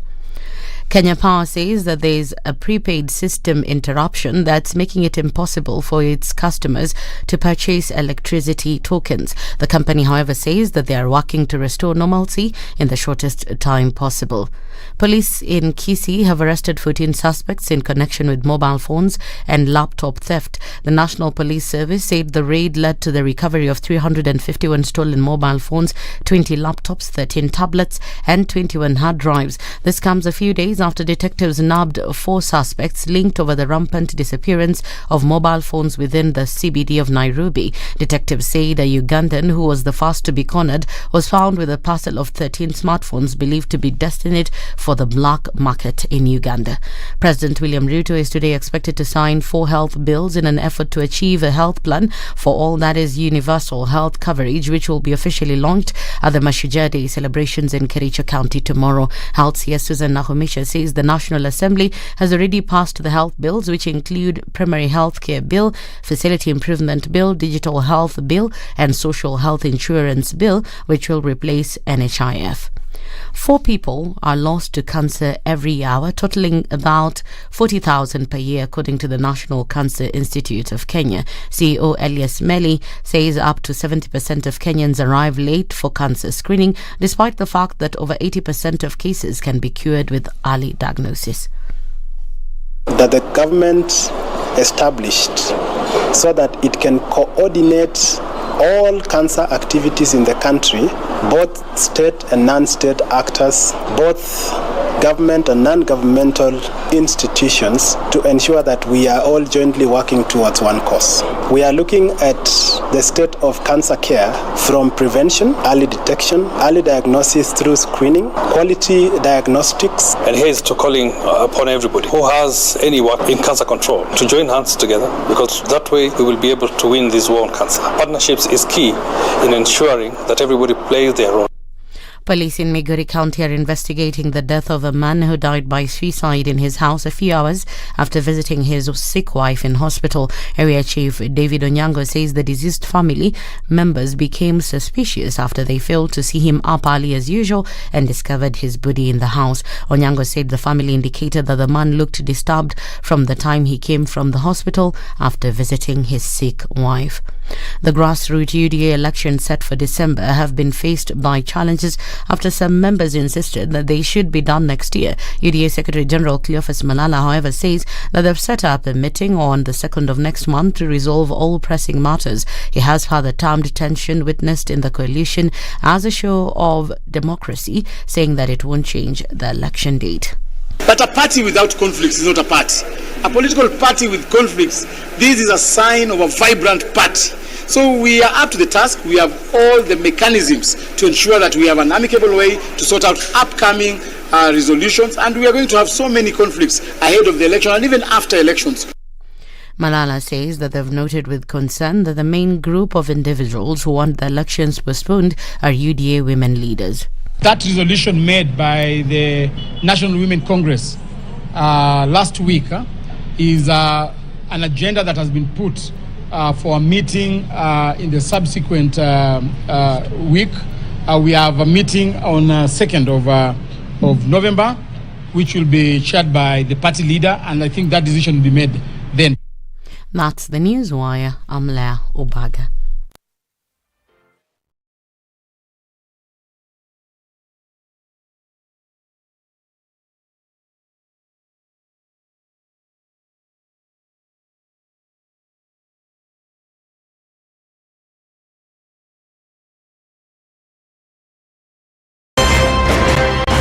It's critical that people pay taxes. But then taxation has to have a limit. When you start overtaxing people beyond certain limit, then this is now we call robbery with violence. We are all struggling, but we don't show. If you're not doing well, shame on you. But you have to say, I'm broke and I'm struggling. We are not okay until everybody is okay. We are pretending to have political parties. Why don't we just be honest? And we say, these are the Luyas, these are the Kambas, these are the Kikuyus, and we find ourselves in Kenya. You know, with politics and leadership, no matter what you do, there will always be a complaint. There will always be the assumption that you're either stealing or you're not doing things right. As a leader, don't fear. If you know you're doing the right thing, you've thought about it, you've got an expert advice, do it, then understand later. This country, we don't need prayers. Prayers is between you and God. Good governance. 94.4 Spice FM, Nairobi. 3, 2. Everybody, welcome to Kenya's biggest conversation. Heri Latifa, Muga, Madam Du, nimesalamia wote sana. Tumepokea salamu, asante sana. Hapa Garissa today the weather is very good, only that baridi inatupeleka mbio sana. Sasa baridi ni degree ngapi hapa? Hata sijui, lakini madam tunakauka sana. If you want to follow the money trail, you've got to think like a thief to be able to catch that thief. A slap from a friend is better than a kiss from an enemy. You remember the kiss of Judas Iscariot? Iscariot. Yes. Is the one that imetuweka kwa hii mashida yote na mataabu. Kwa sababu of that kiss. Yet the slap of Jesus Christ when he slapped those guys wenye walikuwa wanauza mboga ndani ya kanisa took them to heaven. The Situation Room, Kenya's biggest conversation. All right, still on Limuru Road, some traffic moving, coming in through towards Muthaiga. And we'll see some of that touch then on Muthaiga Square. On the Thika Superhighway, just that survey, interestingly, just there's that movement. and then also getting towards the turn-off towards Murang'a Road, or then coming out towards Wangari Maathai. Some traffic on Landis. It's heavy going towards Kamkunji at the roundabout, and we still see some movement coming off of James Gishuru through towards Waiakwe. It looks like we're handling it, though. Let's see what happens in a short while. SpiceFM KE on X. Keep things moving, whichever way.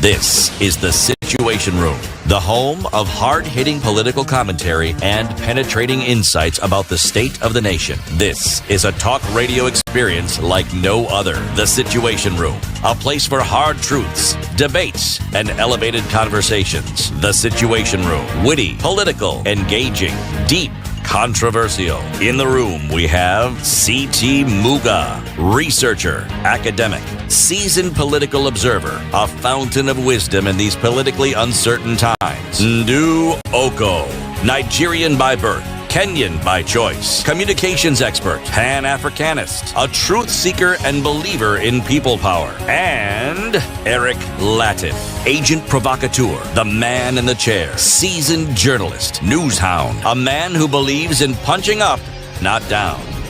This is the Situation Room. We are on to the final hour of Kenya's biggest conversation this Thursday, Friday, 19th day of October 2023, ahead of Mashujaa Day tomorrow. So many people have treated today like it's Friday. Like this is it. Even traffic is easy. Nothing. People are all moving. Now look at productivity. You see now? Time spent. Time used. Yeah. So it's a Thursday. We'll have a Justice Thursday conversation shortly. But have you dialed *423#? If you have you downloaded my DSTV or my GoTV app? If you have you started watching the new shows on Maisha Magic Plus? Plus, even the ones that have been there on Maisha Magic Plus. One started last week. It's called Kasiri. Monday, Tuesday, Wednesday, 7:30 p.m. Another one is coming on Monday. It's called Zari. And you know what? Like we said, 23rd of October, premiering. And there's drama already even before you watch the first scene. What? 2 daughters, one father, one mother. But their personalities are very different. I mean, who's to say just because you have the same father, same mother, that you must behave the same? However, this is very different because the way in which they act starts bringing about questions. Are they really actually full-blooded sister? Are they even blood relatives? Are they even related? So, maswali ni mengi kabisa, and people start to ask these questions and they're looking for answers, and Zari will give you the answers. Something is off, and we'll find out soon. Iko maneno. We hosted 2 people from that show yesterday. One of them is called Angie Magio. She is acting as Frida, and Dennis Musyoka is acting as Dylan on this one. So Dylan, many years ago, some 24 years ago, Dylan had a relationship with a certain girl. Dylan comes from this wealthy family. The father, Dylan's father, was like, umepata mtoto. Nah. Father says, we are giving away this child, okay, to the family of one of his workers. Child is brought up by this family of one of his workers. Gets to 24 years, this mzee comes and says, yule mtoto nilikupatia, hebu nilete mtoto wangu. Hebu rudisha yule mtoto. I mean, it's like a car. It's like ile kitabu yangu siti iko wapi? ile jembe ambayo nilikupatia. Ile jembe nilikupatia, rudisha. Drama begins. Okay, we're looking forward to watching Zari on Maisha Magic Plus, 8:30 p.m. Monday, Tuesday, Wednesday, Thursday. Again, it's on DSTV channel 163. On GoTV, it's channel 3. Justice Thursday. Today, last week on our Justice Thursday conversation, we're talking about, review of the Penal Code and the Procedure Code, right? Now, today, we're also now talking about, again, revised guidelines on timely processing of payment of fines and cash bail. Sasa, hii ni wale watu wa pale chini. Mama mboga, mtu wa kuuza smoky, kila mtu amekuwa hapo ndani. We are joined by 2 ladies in the studio. The Honorable Caroline Kabucho is the Registrar of the Magistrates Courts, And the Honorable Elizabeth Tanui is the Deputy Registrar for Automation in the Judiciary. Good morning, Honorables. Your Honors. Good morning. Your Honor, unajua kila mtu siku hizi ni wakili. Kila mtu. Bora useme. Bora useme tu. And you have few phrases kama pleadings. And just say, and if you say things like, the law is very clear. Yes. Like some, I'm on record. Yes. Ni wakili pia. Yes. Karibuni sana. Asante. Good to have you again, ladies. City has the day's proverb. I do. And it's from the Republic of Rwanda. Right. Yes. If you shake a dog, you shake its owner. If you shake a dog, you shake its owner. Yes, in the previous hour, we were fortunate to have somebody who understands the Kiswahili equivalent, and it goes this way. Piga mbwa, ujue mwenyewe. Guesswork, maybe? Oh, no. You don't need to guess, Your Honor. You just need to give your opinion. You see, with your interpretation and opinion, you can't be wrong. Fine. Yes. If I own a dog, and you hit my dog and it's wails or barks, I'll have to come and find out what has happened to my dog. Yes. And when you find out, what will you do? That I'm the one who has hit your dog. Or more likely, then I pick up beef with you, as opposed to you picking beef with my dog. See? Honorable Tanui, what's yours? It will definitely back, and I will come out to check on it. So I agree with Honorable Kabuchu. Yeah, I will definitely have to come and check on what's happening. It will back. It's basically like saying if a dog is coming and barking at you and gonga yeye. Tajua nani ameituma. Na mwenyewe akuje. Ama tupie mawe. Mwenyewe atakuja. There was once a conversation like that a couple of years back. It involved the Honorable Danson Mugatana. Then he was an assistant minister, and the Honorable Raila Odinga. Then he was prime minister. And there was back and forth, and he was like, don't deal with the dog. Deal with the owner. Deal with the owner. Maybe if you're not seeing the owner, you hit the dog too. Yes. Mwenyewe atatokezea. The one will come out first. Yeah, you know, So you're the one who had sent this one. You set the dogs on me. Kuja, call to be direct. Stop going round all corners. Okay, so first let's start with definitions. You know, many times people get confused when you hear bail, bond, cash bail, police bond, free bond. What are all those things? Let's start with you, Honorable Tanui.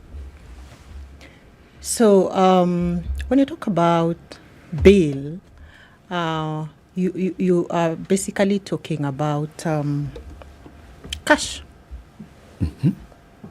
So that if then I pronounce that I've given you cash bail of 2,000 shillings, you'll definitely know when I'm talking about bail that you then pay cash, which cash you are depositing as a commitment that you will attend court when you're required to attend, failure of which then it will be forfeited to the state. A bond, on the other hand, is you are then required to bring in either somebody to stand in as surety for yourself, or even if it is your own personal bond, then you are giving a promise to court that I will attend court on this particular day, failure of which I will either give this particular, security, or something will happen. But basically when we are talking about bonds, then there is somebody else who is coming in to stand for you. It is not cash. It is not cash. Surety of a similar amount. So surety of a similar amount, maybe you've been given a cash bail of 500,000. In the alternative, a surety of a similar amount. So then that means if it is a title deed or if it's a logbook, that then you deposit in court, and if you do not attend, the same is forfeited to the state. Okay. Yes. So it starts with that value. Cash bail of X amount of money. Yeah. Or in the alternative, surety bring of something amount. That's of similar value. Exactly. Okay. I can't bring a relative to perhaps be put in jail for myself as I go free. You see, that sounds surety. It is. Because you see, at that time, I'm not saying bring a relative. She has pronounced that, you are released on cash bail of 10,000 shillings. In the alternative, bond of similar amount. So the person who has that particular surety could be your brother, who has a logbook. So your brother will come in and take oath and say, I will ensure if this that Charles... person does not come. Charles comes to court. If he does not come, then I will... Ask me. Yeah. Okay. Recently, the Honorable Muhammad Ali had a similar issue in court. Remember? He had stood bond for somebody in a case. That person did not turn up in court. And now Muhammad Ali had to come to court and explain and say, I am actually looking for the same guy. Exactly. Mukimuona tafadhali simuoni. The court actually gives you time to look for the person. But if they don't get them, then you either deposit that amount or your surety is forfeited to the state. So that is why you have to be very, very careful when you're standing surety for somebody. For someone. Yes. You speak of a personal bond. Is there a threshold in terms of the offense here that we're talking about? Because can you now say, look, okay. This one we need 3 people. Does my personal bond suffice until a certain point? Depending on, or does it depend on what it is? When can I give? Because essentially a personal bond, from what you said, is a promise. Yeah, I have said that I will do this. So based on that, allow me to go home. And when you ask me to come to court, that's what it is, isn't it? Yes. That I've said, my promise, my commitment. Does the offense, the charge, whatever it may be, does it matter? Or does it matter? Can I give my personal bond for anything? No. Okay, so Just what is for the threshold for that? Most of the time, the personal bond is given for petty offences. Okay. For the petty offences, you get personal bond. Or sometimes you can find there are penal pleas, maybe something like assault. But the circumstances are such that maybe it's a lady who has left children behind and has no other means. So the court can use its discretion and say, give me a personal bond that you will come. And maybe the matter is maybe assault, which is penal. But most of the time, it's for the petty pleas that you get to get the personal bond. What do you consider when then granting this bond? And are people aware that in these petty offences, and I ask this because one of the burdens that we see, that people then are remanded because they have no money to pay bail and they are not aware that they can offer a personal bond that would then be considered by the judicial officer, right? Yeah. So, is it knowledge? Is it public knowledge that, okay, I can't afford this bail of whatever it may be, 10,000 bob, because a lot of people cannot. Yep. To then say, you know what, it's a petty offense. I left my children at home because there's no one to take care of them. I assaulted this man because he had held a knife to my neck and he was about to murder me. And I have my children at home. I don't have money for this thing. So are people aware that... That one is not a petty offense. No, she said in some cases, she said in some circumstances that would be penal in nature, right? And she mentioned one of those of assault, right? Yeah. So now in that case, can you then now say, based on that, this is my personal commitment? Are people aware that this 10,000 that's like a cloud, I don't have it, that instead of, I can say, take my promise as surety? What happens in the first instant, that might not occur because you take your plea and you're given your cash bail or bond. Yeah. In most instances, for it now to be changed to personal bond is when you come back, you did not manage, but you come back to court and you plead with the court. Okay. I cannot afford this. Maybe at the first mention when you come back in 2 weeks, that is when now you plead with the court, I cannot afford this and these are my circumstances. But in the first instance, the court might not be in a situation to understand your circumstances. Okay. Yes. Okay. What sort of situation would come about that would disable the court from understanding my circumstances? I just repeat that again. Okay. I have come back to court. I'm explaining. What would the court consider acceptable when I'm presenting it? Because when you say there is a likelihood the court may not consider my circumstances as being acceptable, meaning the reason I'm giving, they feel What is it that would bring this about? Maybe you've been there before, or you had absconded before. You know, maybe you had been given the same thing, you had absconded, you've come back. I'm a serial offender. Or absconder. And the excuse that you're giving has been given before. Nimeenda matanga.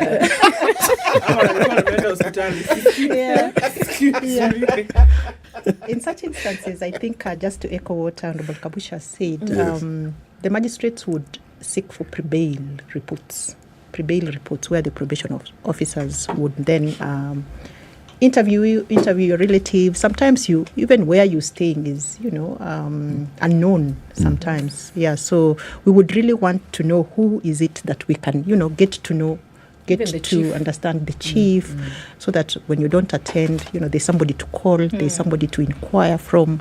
So once we have the prebail report, and then the court is in a better picture to understand you and the circumstances surrounding you.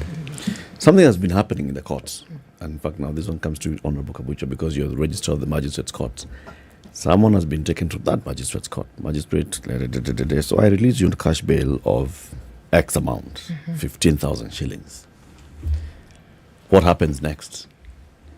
Magistrate has said 15,000 shillings, I release you cash bail 15,000 shillings and or bond of this much or surety of this much, blah, blah, blah, blah.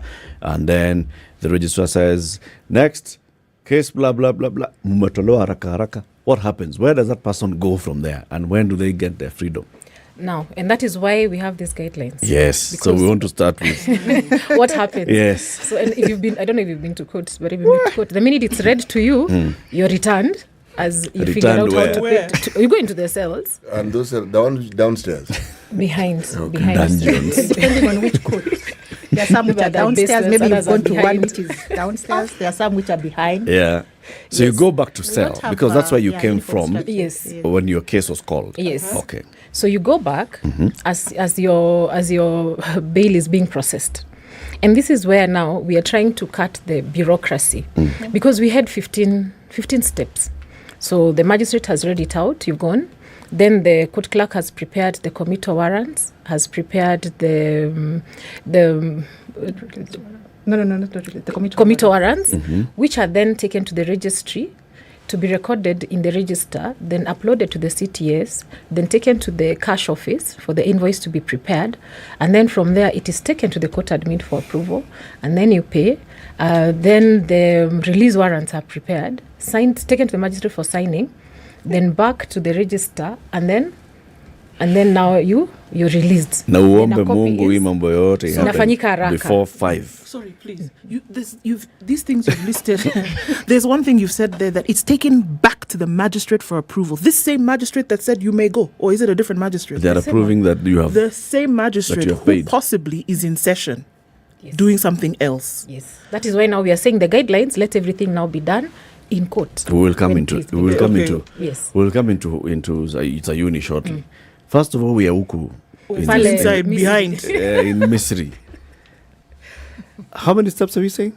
15 steps. Yes. And we are hoping that number one, because you, of course, didn't come to court with your phone, maybe even your relatives were not there, they're not aware that you've been arrested, you've been taken to court. When you're taken back to the cell there, it's upon you to mobilize how you shall raise this bail. Yes. Right? Exactly. It's you to decide to mobilize how you shall raise the bail. Yes. As these are the processes going on, then you pay and then the process continues. Because at some point, it will come to the next step is dependent on you actually producing the money. Yes. So we go to the next ones. And it's not cash, eh? And it's not cash. It has to be deposited. Yes, or M-Pesa. Or M-Pesa. By you who's in the cell. Or your relative. But who's not aware that you're here. 5:30 ikifika a lorry inakujanga 4. By the way, it reverses. And the doors are open. So to give you the full view of your next your immediate accommodation, yes. So when the lorry comes and it has taken you to remand, right? At that point now you're in remand. Yes. You're not going back to police cell. No. You're going now to prison remand. Different place from where you spent the night. When you go there, do you need to be brought back to court for you to complete this process? No.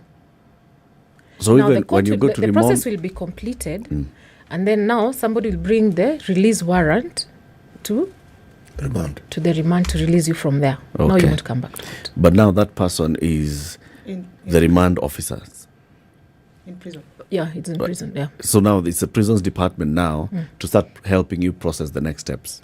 No, everything is finished at court. What is produced at the prison or at the remand home is your release order, signed by a magistrate. No, if my question is, once I've gone to remand, okay, let's say my relatives were aware, but they were unable to raise the 15,000 shillings by the time I've gone to remand. Tomorrow, they have the bank slip to show that I have paid. Yes. Are they coming to court or are they going to industrial area? They have to come to court to pick a release order to go to industry area.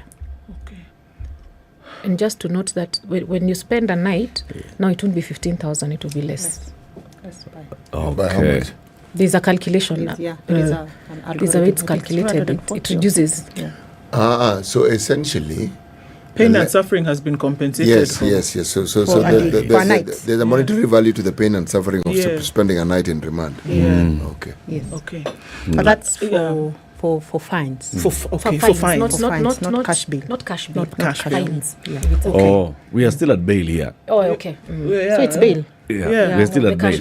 So So I at think bail, for- it's the same for- amount. Yes. For you to really understand, because there are different trajectories. Yes. So you have been arrested. Yes. You brought to court. Yes. So you are either pleading guilty or not guilty. So let's take which one? Guilty. Not guilty. We are not guilty. So you're not guilty. So you're then 15,000. you're given bond of 15,000, the cash bill of 15,000 shillings. So as you go back to the cells, as Honorable Kabucho has said, one thing that we need to understand is that there is already a committal warrant which is being prepared for you. Okay.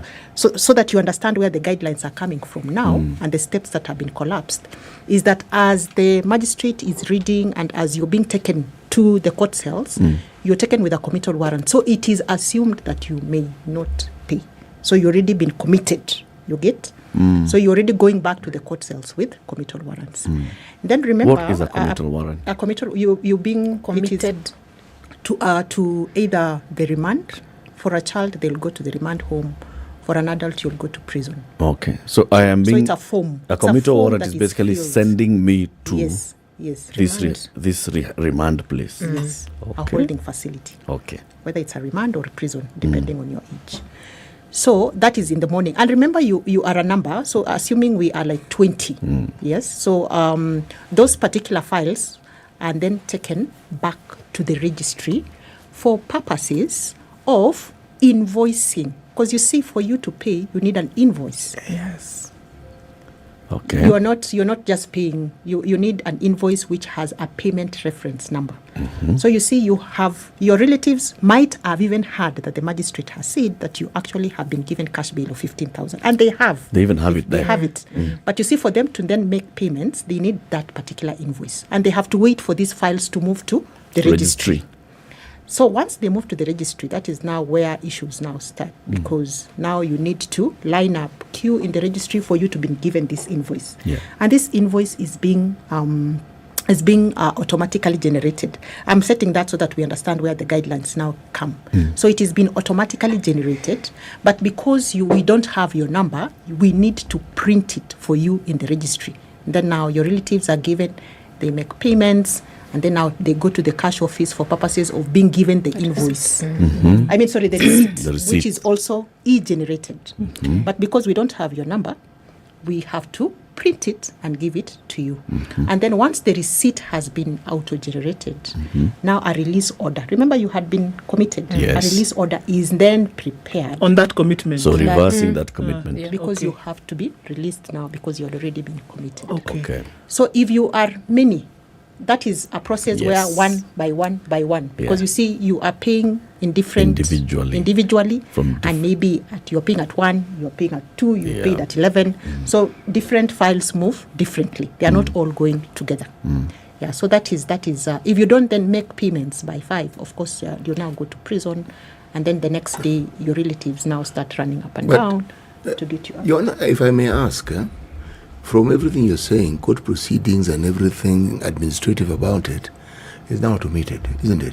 Yes. Okay? Yes. Now, even court sessions are online. Exactly. All right. Now, is there a possibility or is there a reality that these systems could be connected to the prisons? So that, for instance, if I am being committed to industrial area or wherever it is, they understand who is coming to them. And so that when I'm released, that even as you punch, they already know that anza kupika mwananchi mtukufu ugali, ongezea as a guest. Yes. Ongezea sahani moja, Siti anakuja. Yes, or punguza sahani moja, Siti relatives wake wamlipia so anatoka. Exactly. In fact, these guidelines are a start. At the back end, for us, we are looking for integration of systems from the DPP to the prison to the police, so that again, even even if you don't pay day one, if you pay the following day or 2 days later, you don't have to come all the way. You already have an invoice. There's a public kiosk on the Judiciary platform where you can check what was declared to be paid, and you pay via M-Pesa. Then the magistrate on the portal signs a release order and it is sent to prison. So you don't have to come. You don't have to. That is in the long term. That's what we are planning to do, so that you don't have to come back. You pay from where you are, and when you get to prison, you find they have already been sent an e-signed release order. Yes, that's the ideal situation and where we are hoping we are going. We have started the first half. We're in mystery. Yeah. Okay. No. Yes. Sasa twende Canaan. Okay. Twende Canaan. Yeah. Sasa. Yes. Canaan. After this break, we will hear, so what is in the pipeline and how are you revising these guidelines on timely processing of payment of fines and cash bail? What is it that you've been doing at the judiciary? So now this whole 15 steps are consolidated, reduced, and the person actually gets justice. Because the whole thing is about access to justice. True. Right? Okay, with us in the studio this morning is the Honorable Caroline Kabucho. She is the Registrar of the Magistrates Courts, and the Honorable Elizabeth Tanui is the Deputy Registrar in charge of automation at the Judiciary. We are talking about those revised guidelines on payment of fines and cash bail. We'll be back shortly. Good morning.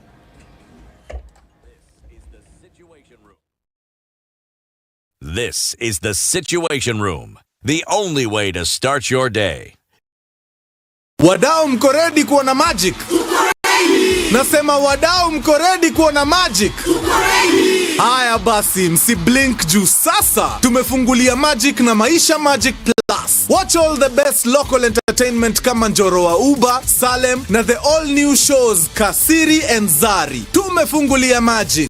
Maisha Magic Plus is now on DSTV Access Channel 163 and GoTV Plus Channel 3. Karibu boma ya local.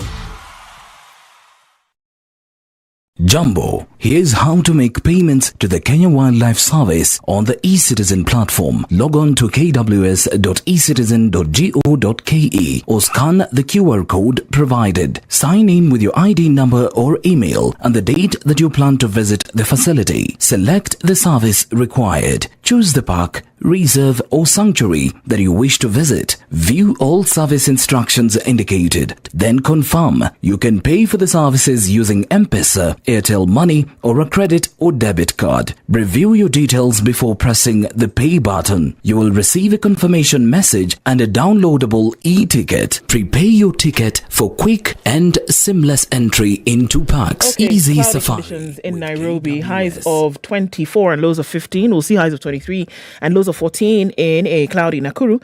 It's raining in Nyeri at 17, highs of 25, and cloudy in Eldoret at 19, going to highs of 23.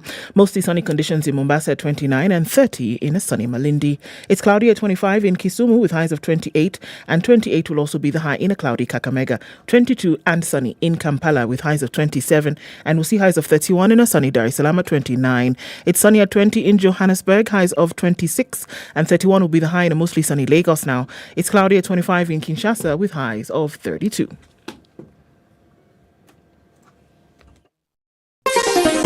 Chilled Spice.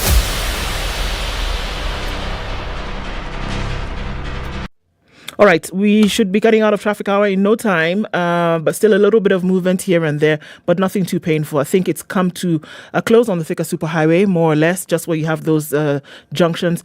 And we know that, road construction going on as you head on Limuru Road out towards Village Market. So just keeping an eye on that. It's going to slow traffic down just a bit. But apart from that, I think we should be fine. Through the morning, let's talk SpiceFM KE on X.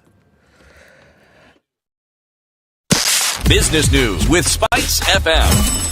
This is the business news. I'm Leah Ubaga.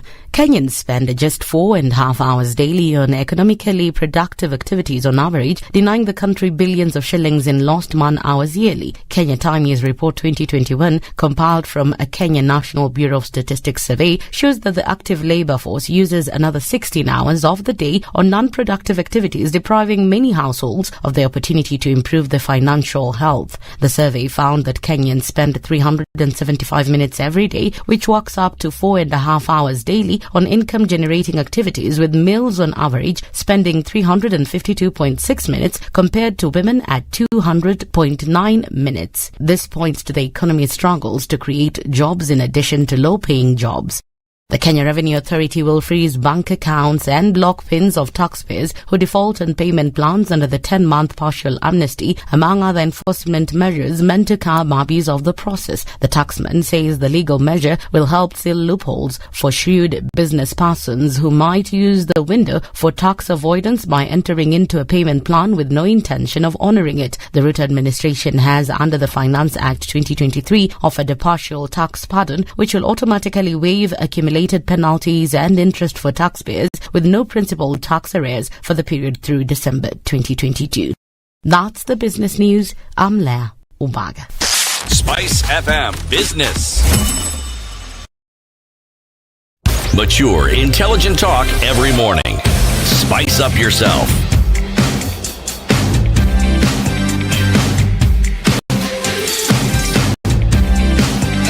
Mornings The done right. conversation continues for the next 21 minutes. The Honorable Caroline Kabucho is the Registrar of the Magistrates Courts, and the Honorable Elizabeth Tanui, Deputy Registrar in charge of Automation at the Judiciary.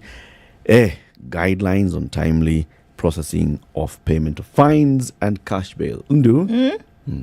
Okay, so I think, so even as we're looking at the streamlining, first really understand, and because there are people who push these processes. So you can look at the brick and mortar, which is, hey, let's have these guidelines put in place.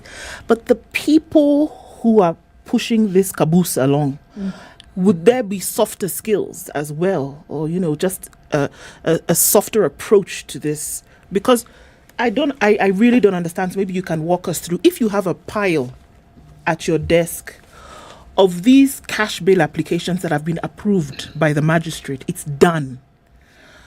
I'm trying to understand what happens between picking the piece of paper, giving you the thing, and we move. Yeah. It seems as though there's something, I don't know what it is, spirit hovering. There's like a process. Something. Magistrate has done this. It's done. Court clerk, move from there, from court clerk to registry. Yes. Registry, accounts department, come back. Sour, we've paid. Comes back to court. It's finished. There's the pile. It's still 12 o'clock, so we're all right. But somehow It'll be 4.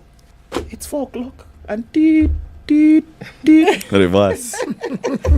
What is it? Yes. So that we can. What is it? Let me allow Honorable Kabucho, because these are her people that we are talking about. I think it's only fair that she speaks to it. Let's, without admitting that a lot goes on behind the scenes, the processes, maybe sometimes you'll find by the time the magistrate, as you had earlier raised, that the magistrate is in court by the time the release orders are coming. But I'll give you an example of Makadara. They have agreed, don't wait for me to finish court to come and sign this, because you could be doing a very long matter and you finish late. Yeah. They have had an agreement. As they come, bring them to court. Even as I proceed with my matter, I can take 2 minutes to sign them off and they go back. As a way of mitigating these delays. Because sometimes you'll find 200, 300 of them are piling, waiting in the registry. There's also this matter, maybe a very serious defilement matter going on. By the time you finish, it is at 4 o'clock. So there's this agreement. As they come, bring them in, I sign and they go back. That's the agreement that they have had. But that is why we are also saying, and she will explain out of the 15, we have how much we have collapsed them, so that at the court, as the pleas are proceeding, as the magistrate's proceeding, all these other back end issues are also proceeding, but within the court. And then she can explain to us how much we have collapsed it and what gains are going to come out of it. Okay. Yeah. Yes, so let's talk about now the guidelines. So Justice Come's vision first is social transformation through access to justice. So for her, the premium is on people-centered justice. When we explained about these processes, the 15, you will see that it is all about institution. The institution within. We are not really being responsive to the people that have come to us. And then one other thing that we need to understand, even as we talk about the guidelines, is the fact that there are different justice actors. We have the police, we have the prison, and all of them are on different phases in terms of transforming their spaces. So let's talk about this guideline. We have talked about the 15 steps. What the Chief Justice has now done is that because we have already automated the invoicing, we have automated the receipting of receipts, we need to bring all those processes back to court. And the reason why we are saying that we are coming inside court for purposes of invoicing and receipting is because when you are arrested and you may not have a phone, therefore we cannot be able to send to you the receipt, we cannot be able to send you the invoice. So the guidelines now give the magistrate or the courts an opportunity to have two people in court. You see, when the magistrate sits, there's usually the court assistant who is reading and assisting the magistrate. In terms of taking plea, you have been charged with A, B, and C, and then reads the next. That is court assistant number 1. So we have this person now who has been brought as court assistant number 2. This court assistant number 2, once the magistrate has done with the first plea, for instance, and you have entered a plea of not guilty and you have been given cash bill of 2,000 shillings, immediately that court assistant takes that order and feeds it into the system, generates an invoice. And because there is no way of me giving you that invoice through maybe a smartphone, or I might not have, taken the number of your relative, I have this particular court assistant number 2 has been resourced and capacitated with a printer, prints it in court, and gives that particular invoice to the accused person to hand it over to the relative of the relative of the accused person is in court. Then you're given that invoice. And you make your payments immediately if you have the payment at that point.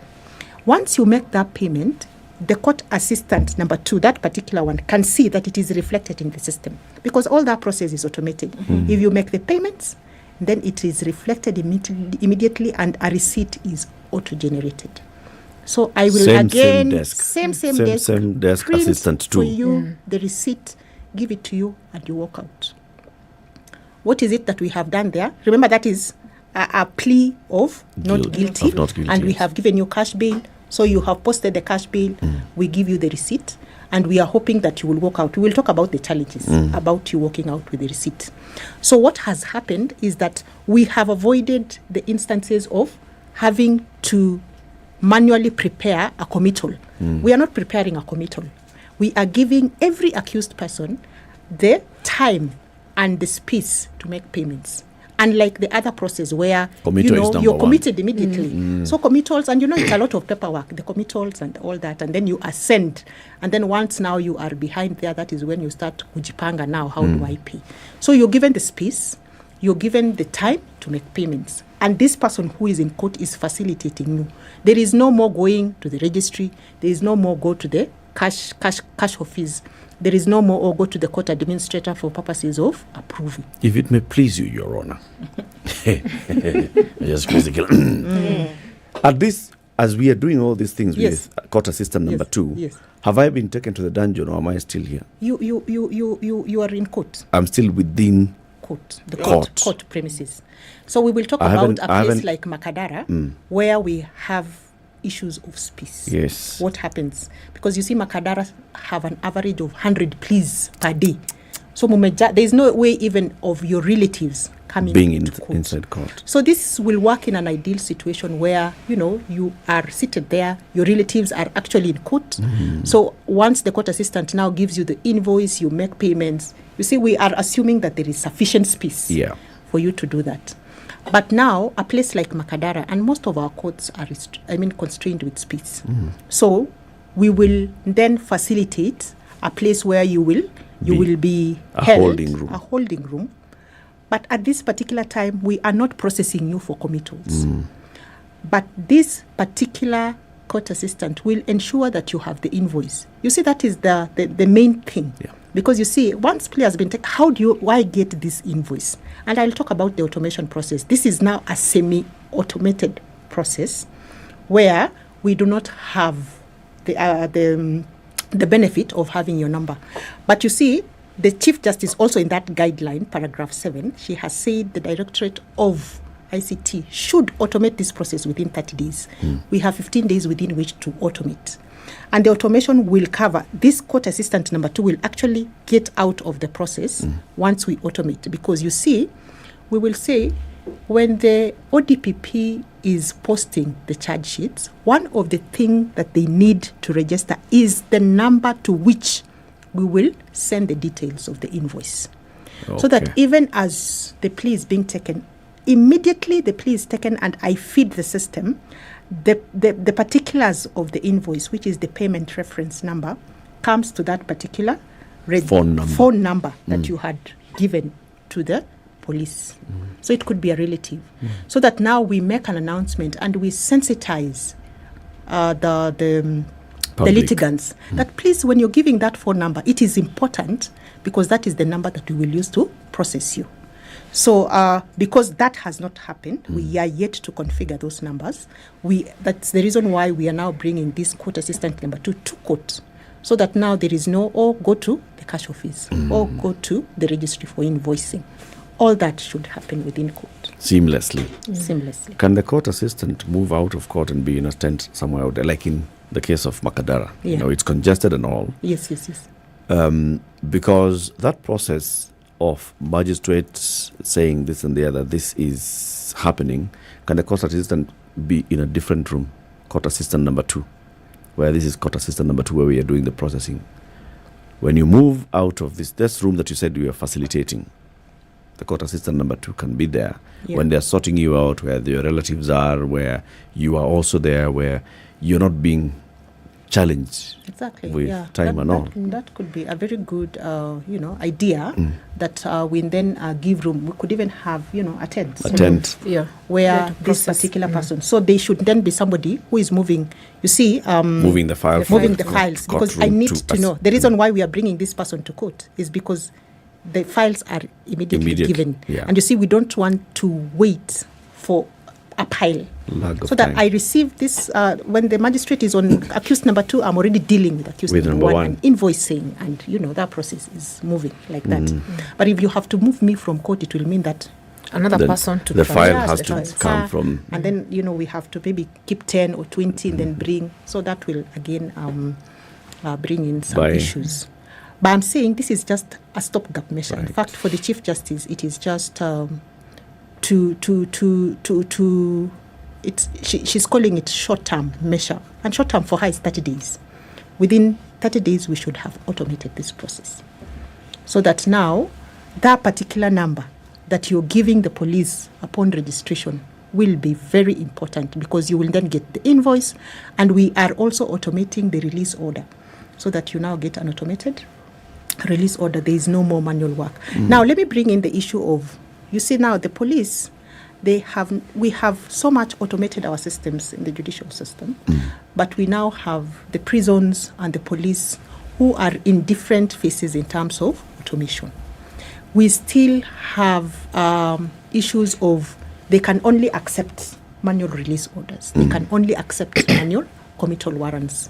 So there is also the issue of, in as much as the Chief Justice is moving with this, we really need the other justice actors in the criminal justice ecosystem to move so that we move together. So there will be still challenges in terms of, even if we automate the release orders and the committal warrants, what do we do to ensure that, as Charles said, the police can log into a system and see that Elizabeth is visiting us today. Because at 4 p.m., she will not have posted. Aren't we looking at avenues then for, let's just, if we beautify it a bit, talk about the commercialization of some of these loopholes? Because I can see a situation very clearly where on one side you've automated everything, but on the other side, somebody's going to say, well, I need a manual thing. That system, I need a manual thing in order for me to release somebody. And then now we see this whole game of running around where maybe somebody's going to be persuaded to pay a little bit extra so that I can look at where this automated thing has come from. For me, it just becomes a situation whereby your initial bail may have been 5,000 shillings, but at the end of the day, you end up paying God knows how much. Again, looking at where corruption then is rife. You can't run away from that reality, that it is happening. No, we're still living a gap somewhere. And almost intentionally for it to happen. No, what is happening? The Chief Justice is also the chair of the NCAJ, the National Council on Administration of Justice. And this has been escalated to that level. And being the chair then, she's at a position where she will deal with other actors in the justice system. To also, like the ODPP have really automated. Now even the pleas are done through the Wadilifu system. There's just a bit of challenge that sometimes they upload and our CTS doesn't pick up in real time and it's being addressed. But even with the other justice players at the NCAJ level, it's being addressed so that we try and move at the same pace. What do they need? See, automation. It's all automation It's and, all and budget. automation. But what we've done, before we come to Eric, also to mitigate on this, so that we don't leave them behind, we have given them pathways within our system. The way we have created, an e-filing account for all of us, we have also created an account for the prisons, an account for the police. What we are doing now is configuring. Within these 15 days, you will see that they will also have a pathway of plugging into our system. So we are not waiting for them to put their systems in place. We are mitigating and ensuring that we open up pathways for them. So what will happen is that for every police station, there will be an account dedicated specifically for that particular police station. For every prison, there will be an account dedicated for that particular prison. So that then, the way it is even happening now, they have an office. That office is the office that deals with all their manual records. So they will go to that particular office and be able to check and have credentials to that particular account, so that if it is the in charge of that particular police station, who is the only one who can then log into that account. So we do not want to leave anyone behind. We have ensured that they plug into this system that we have created. How can you pull them? Because they're behind. How can you pull them with you? Is there any... So NCAJ is not a membership club, a business management organization where you come and you opt in. The people who are members of the NCAJ are clearly defined on who they are. The guidelines that have been developed and the CJ has signed off on them are binding on the judiciary. Can they be binding on the National Council on the Administration of Justice, which is an institution created and given to the CJ to chair? Can they be binding? So that these guidelines also apply to the prosecution, they apply to police, they apply to the prisons department. We are basically talking about, apart from the ODPP, which is an independent office, one other ministry. Okay, two different departments, but yeah. There are actually a number. There is the probation, there is the children. Okay, those ones as well. Yeah, so there are a number of justice actors. So I know Honorable Kabucho will say something on that. But I think the bigger picture is also the issue of reviewing the laws and the regulations and the manuals and the policies. Because you see, in as much as they would really want to deal with these automated processes, we are still, anchored on procedures, policies, and manuals which speak to paper-based processes.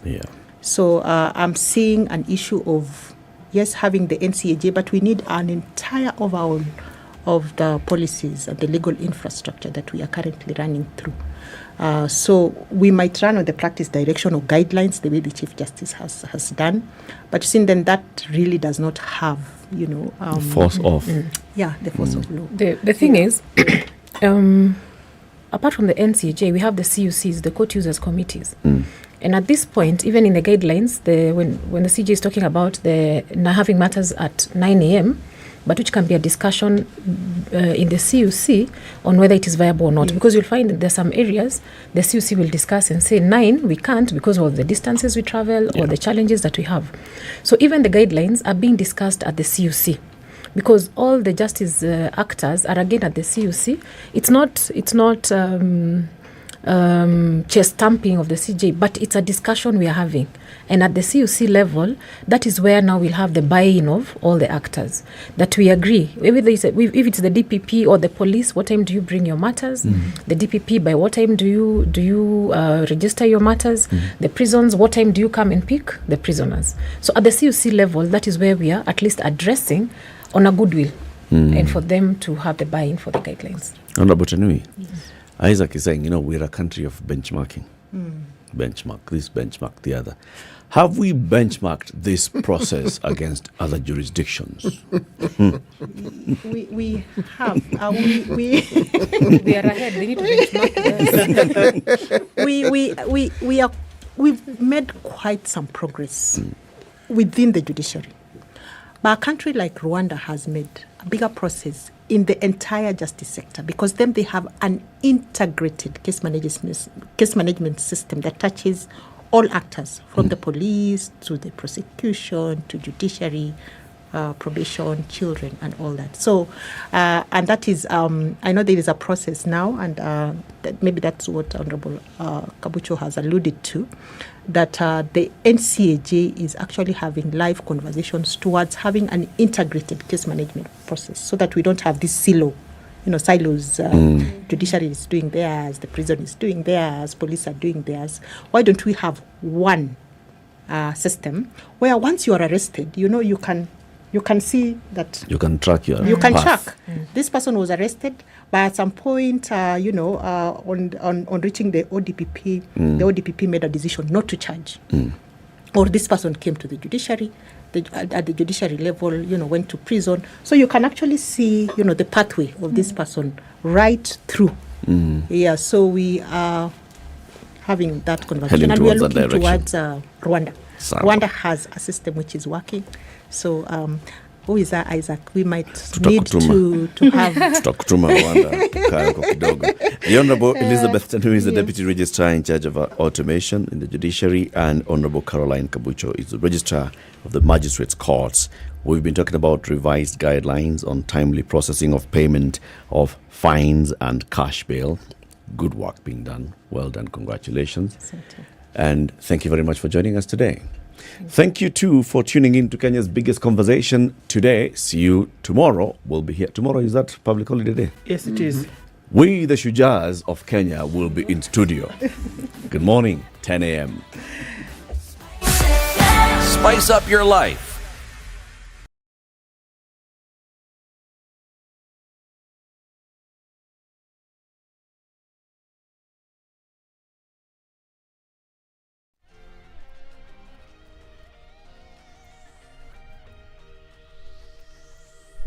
Good morning. This is the News Wire. I'm Leah Obaga. A Nairobi court will today rule on whether LSK will be allowed to participate in the case where Brian Mwenda is accused of impersonating a High Court lawyer. Milimani Chief Magistrate Lucas Onyina said he'll also give a chance to the parties to argue bail terms from Mwenda. Lawyers led by John Heminwe and Dunstan Omari representing Mwenda opposed the Law Society of Kenya's president's participation in the proceedings. Heminwe argued that LSK should not be victims in the case, as they would ask the president of LSK, Eric Theuri, and even the prosecution counsel to be either state witnesses or defense witnesses. In response, Theuri said the LSK is directly affected as the umbrella of all lawyers. Prime Cabinet Secretary Musalia Mudavadi will today make his debut appearance before a committee of the National Assembly as the Cabinet Secretary for Foreign and Diaspora Affairs. Mudavadi will respond to various issues touching on the ministry at the same time when the vetting of 27 ambassadorial nominees is set to commence in a week's time. He'll also respond to questions regarding the death of Foreign Service Officer David Karira, who was working in Kenya's High Commission in London. Kenya Power says that there is a prepaid system interruption that's making it impossible for its customers to purchase electricity tokens. The company, however, says that they are working to restore normalcy in the shortest time possible. 4 people are lost to cancer every year, totaling about 40,000 per year, according to the National Cancer Institute of Kenya. CEO Elias Meli says up to 70% of Kenyans arrive late for cancer screening, despite the fact that over 80% of cases can be cured with early diagnosis. That the government established so that it can coordinate